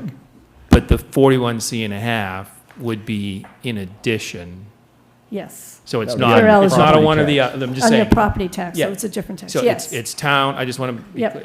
clear, there is a state circuit breaker benefit, then you would have a town 41C.5. Correct. So you can participate in both of those Yeah, there's programs. income and then real Okay. estate tax. But I Got think you could Correct. do the same today with the RTE. Yes, You- yes, correct. Well, I just, when yeah. you said like there's only one program you can participate, I just wanted Yeah. to clarify, there is a state program So- as well as a state-approved local program Yes, yes. that enables you to Answer do your both question. of those. Okay.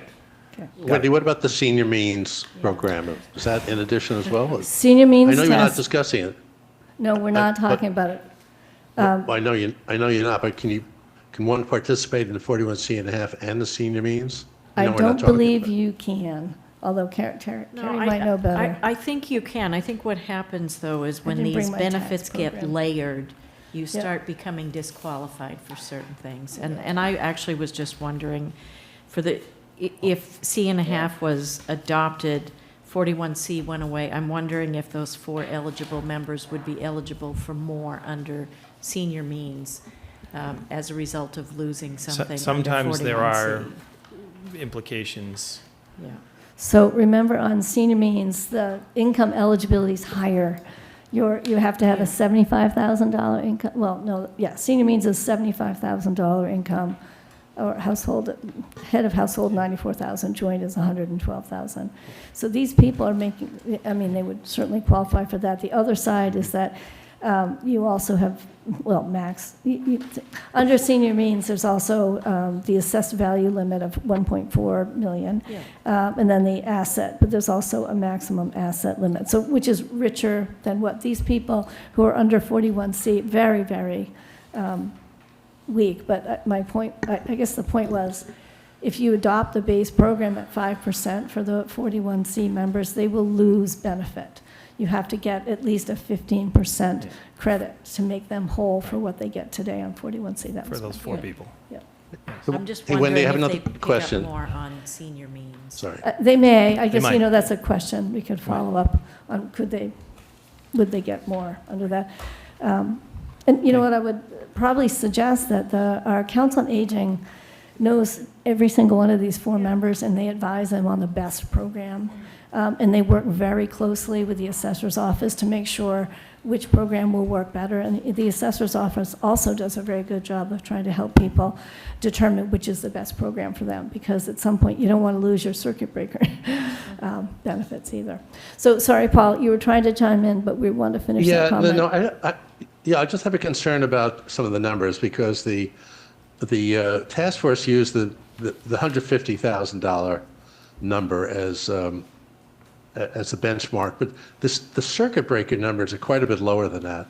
The 94,000 for single and 112 for household. So, between 112 and 150, there have to be a number of people that just fall out of that analysis. I'd like to know what that is, because the 150 is kind of moot with this. It's really the circuit breaker number.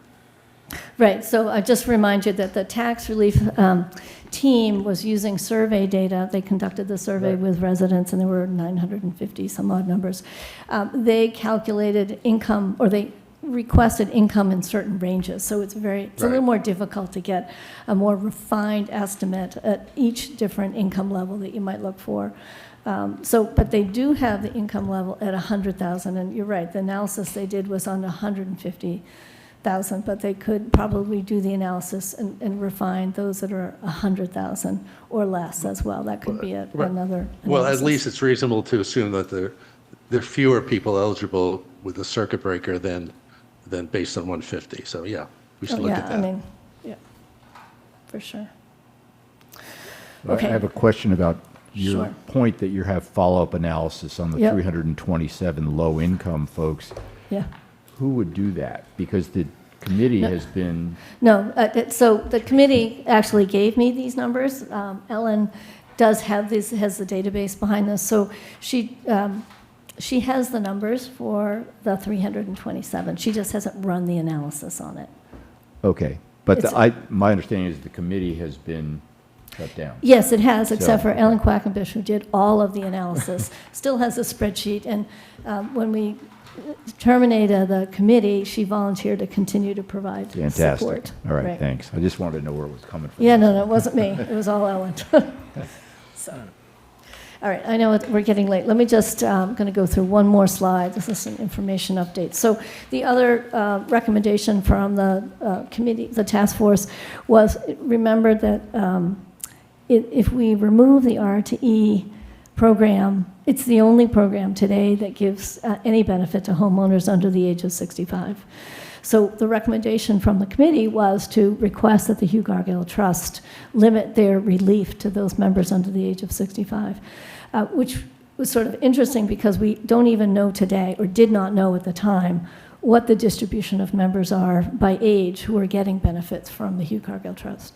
So there's been an intern who's working this summer, and Megan and Shannon helped have this individual go through the actual application files and identify the age and actually the assessed value of the current members that are receiving benefits under the Hugh Cargill Trust Tax Relief Program. And what you're seeing here is that list and the distribution of those members. So clearly, the greatest majority, 71% of those getting benefit are 65 and over. So I don't know if that's a surprise to the committee, but I'm not surprised. So a good majority of those getting benefit from Hugh Cargill Trust are seniors. So if we limit the credit to seniors, that's a problem, I think, in my mind. At the same time, I'll tell you, there's 16 people under the age of 16 that are getting benefit today, who still could get benefit today, even if we didn't have the R2E. But it does speak to the fact that these, even though we're providing the R2E benefit, people are still have need, right? And they're still needing to go to others for support. So, And these are people whose homes are at the lower end, who would be getting the largest sort of return on the RTE. yes, you're right. That's a good observation. Which $695,000 average assessed home value is at the low end of a. Right, which is Second. also reflective of the RTE findings as well. For those that were low income, Yeah. were in the smaller Yeah. homes as well. So it's just a fact. Yep. And it's an important fact if we're going to consider that recommendation going forward.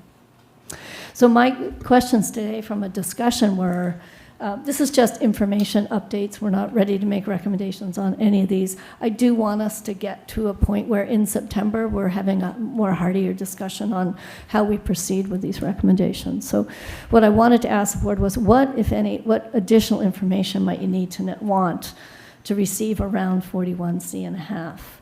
One of the questions we already talked about is those members who are low income that are not getting the RTE benefit today.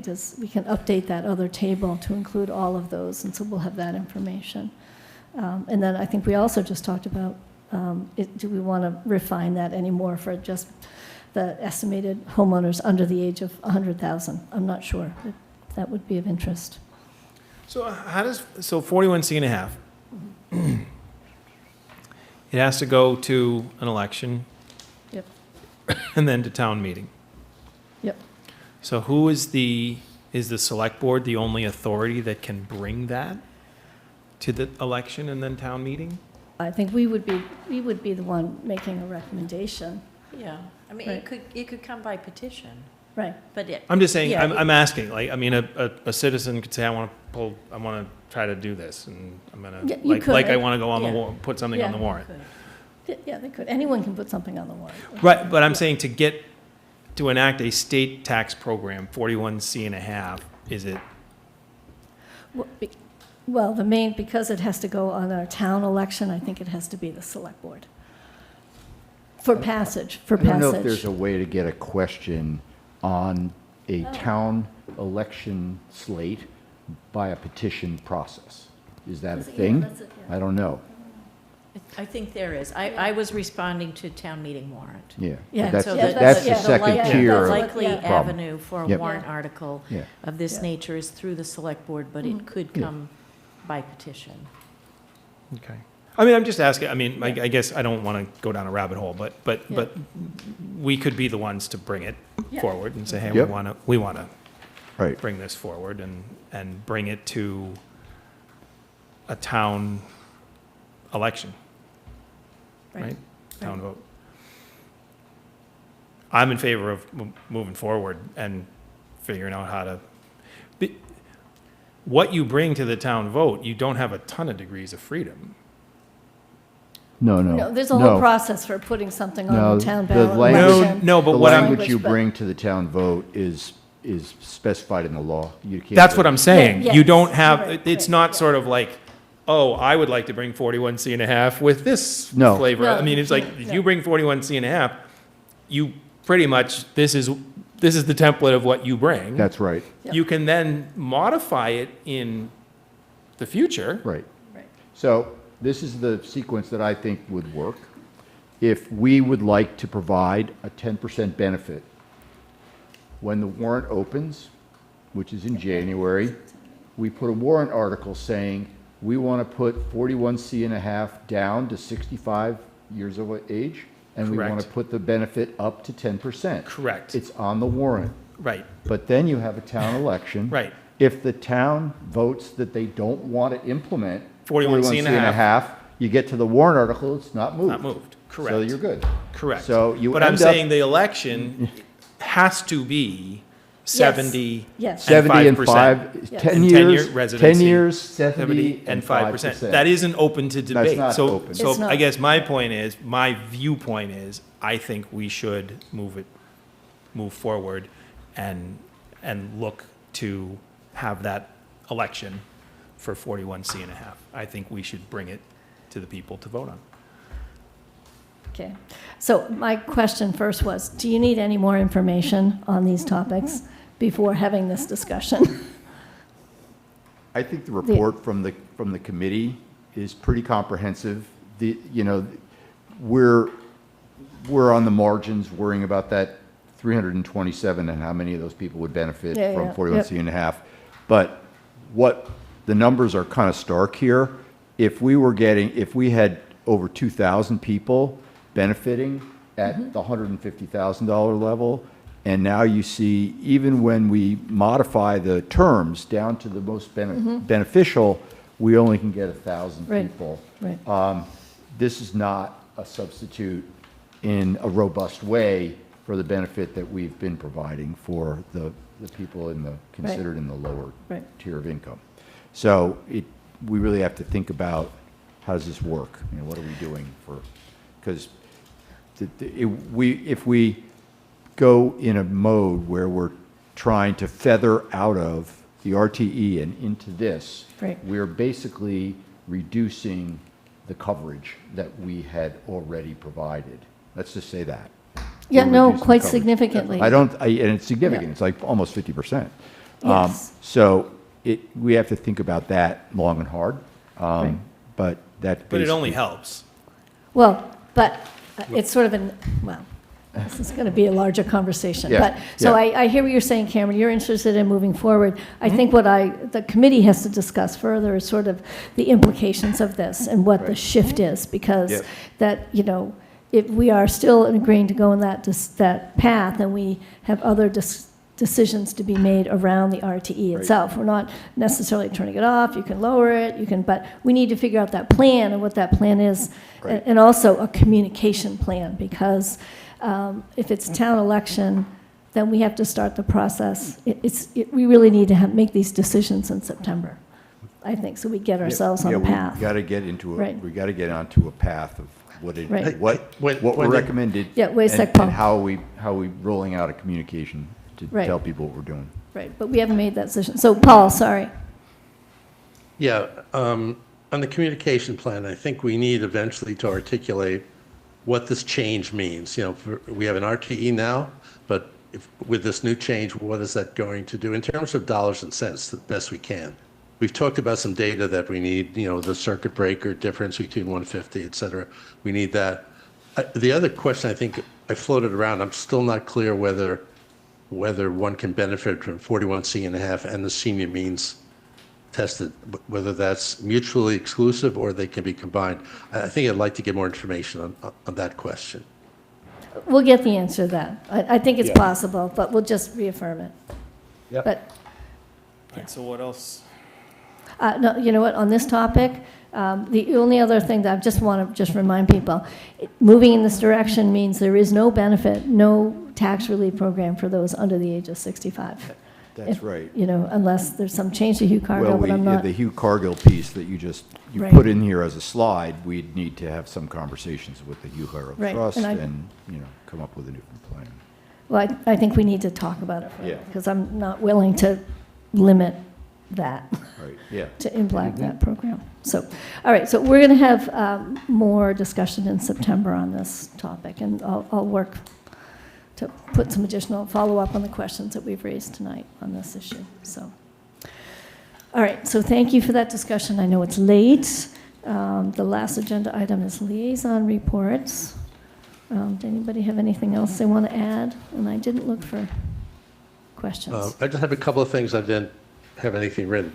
I am having conversations with the Public Ceremonies and Celebrations Committee on modification to the honored citizen process. The committee's going to discuss it. I'll bring that back to the select board. We want to make that process more public. Okay, I'll leave it at that. Secondly, on the Biosnate incident working group, we have scheduled a public forum on September 4th that we're a courtesy of League of Women Voters forum, and we're in the process of organizing that and expanding that to a slightly wider topic than the system itself. And lastly, I'm having conversations with town council on August 4th to answer some of the questions that the select board raised at our last briefing on terms of redactions and naming of people. So more on those to come. Great. Thanks. Anything else? Nothing really. Dean? I had a COA meeting. I brought up the topic of maybe we could serve more meals over there, but there's a kitchen shortfall over there, so Yes. that's a problem that is ongoing. It's a capital improvement project. I recall. It's near and dear to my heart. I'm an old open table guy, so Yeah. yeah. But Great. okay, no. Cameron, anything? No, good on mine. All right. Well, I'll entertain a motion to adjourn. So moved. All right. Do we have a roll call? Mr. Bohm, Aye. Mr. Banfield, Aye. Ms. Ravelli. Aye. Mr. McKenna, aye. All right. We're out. Thank you all. Thank you.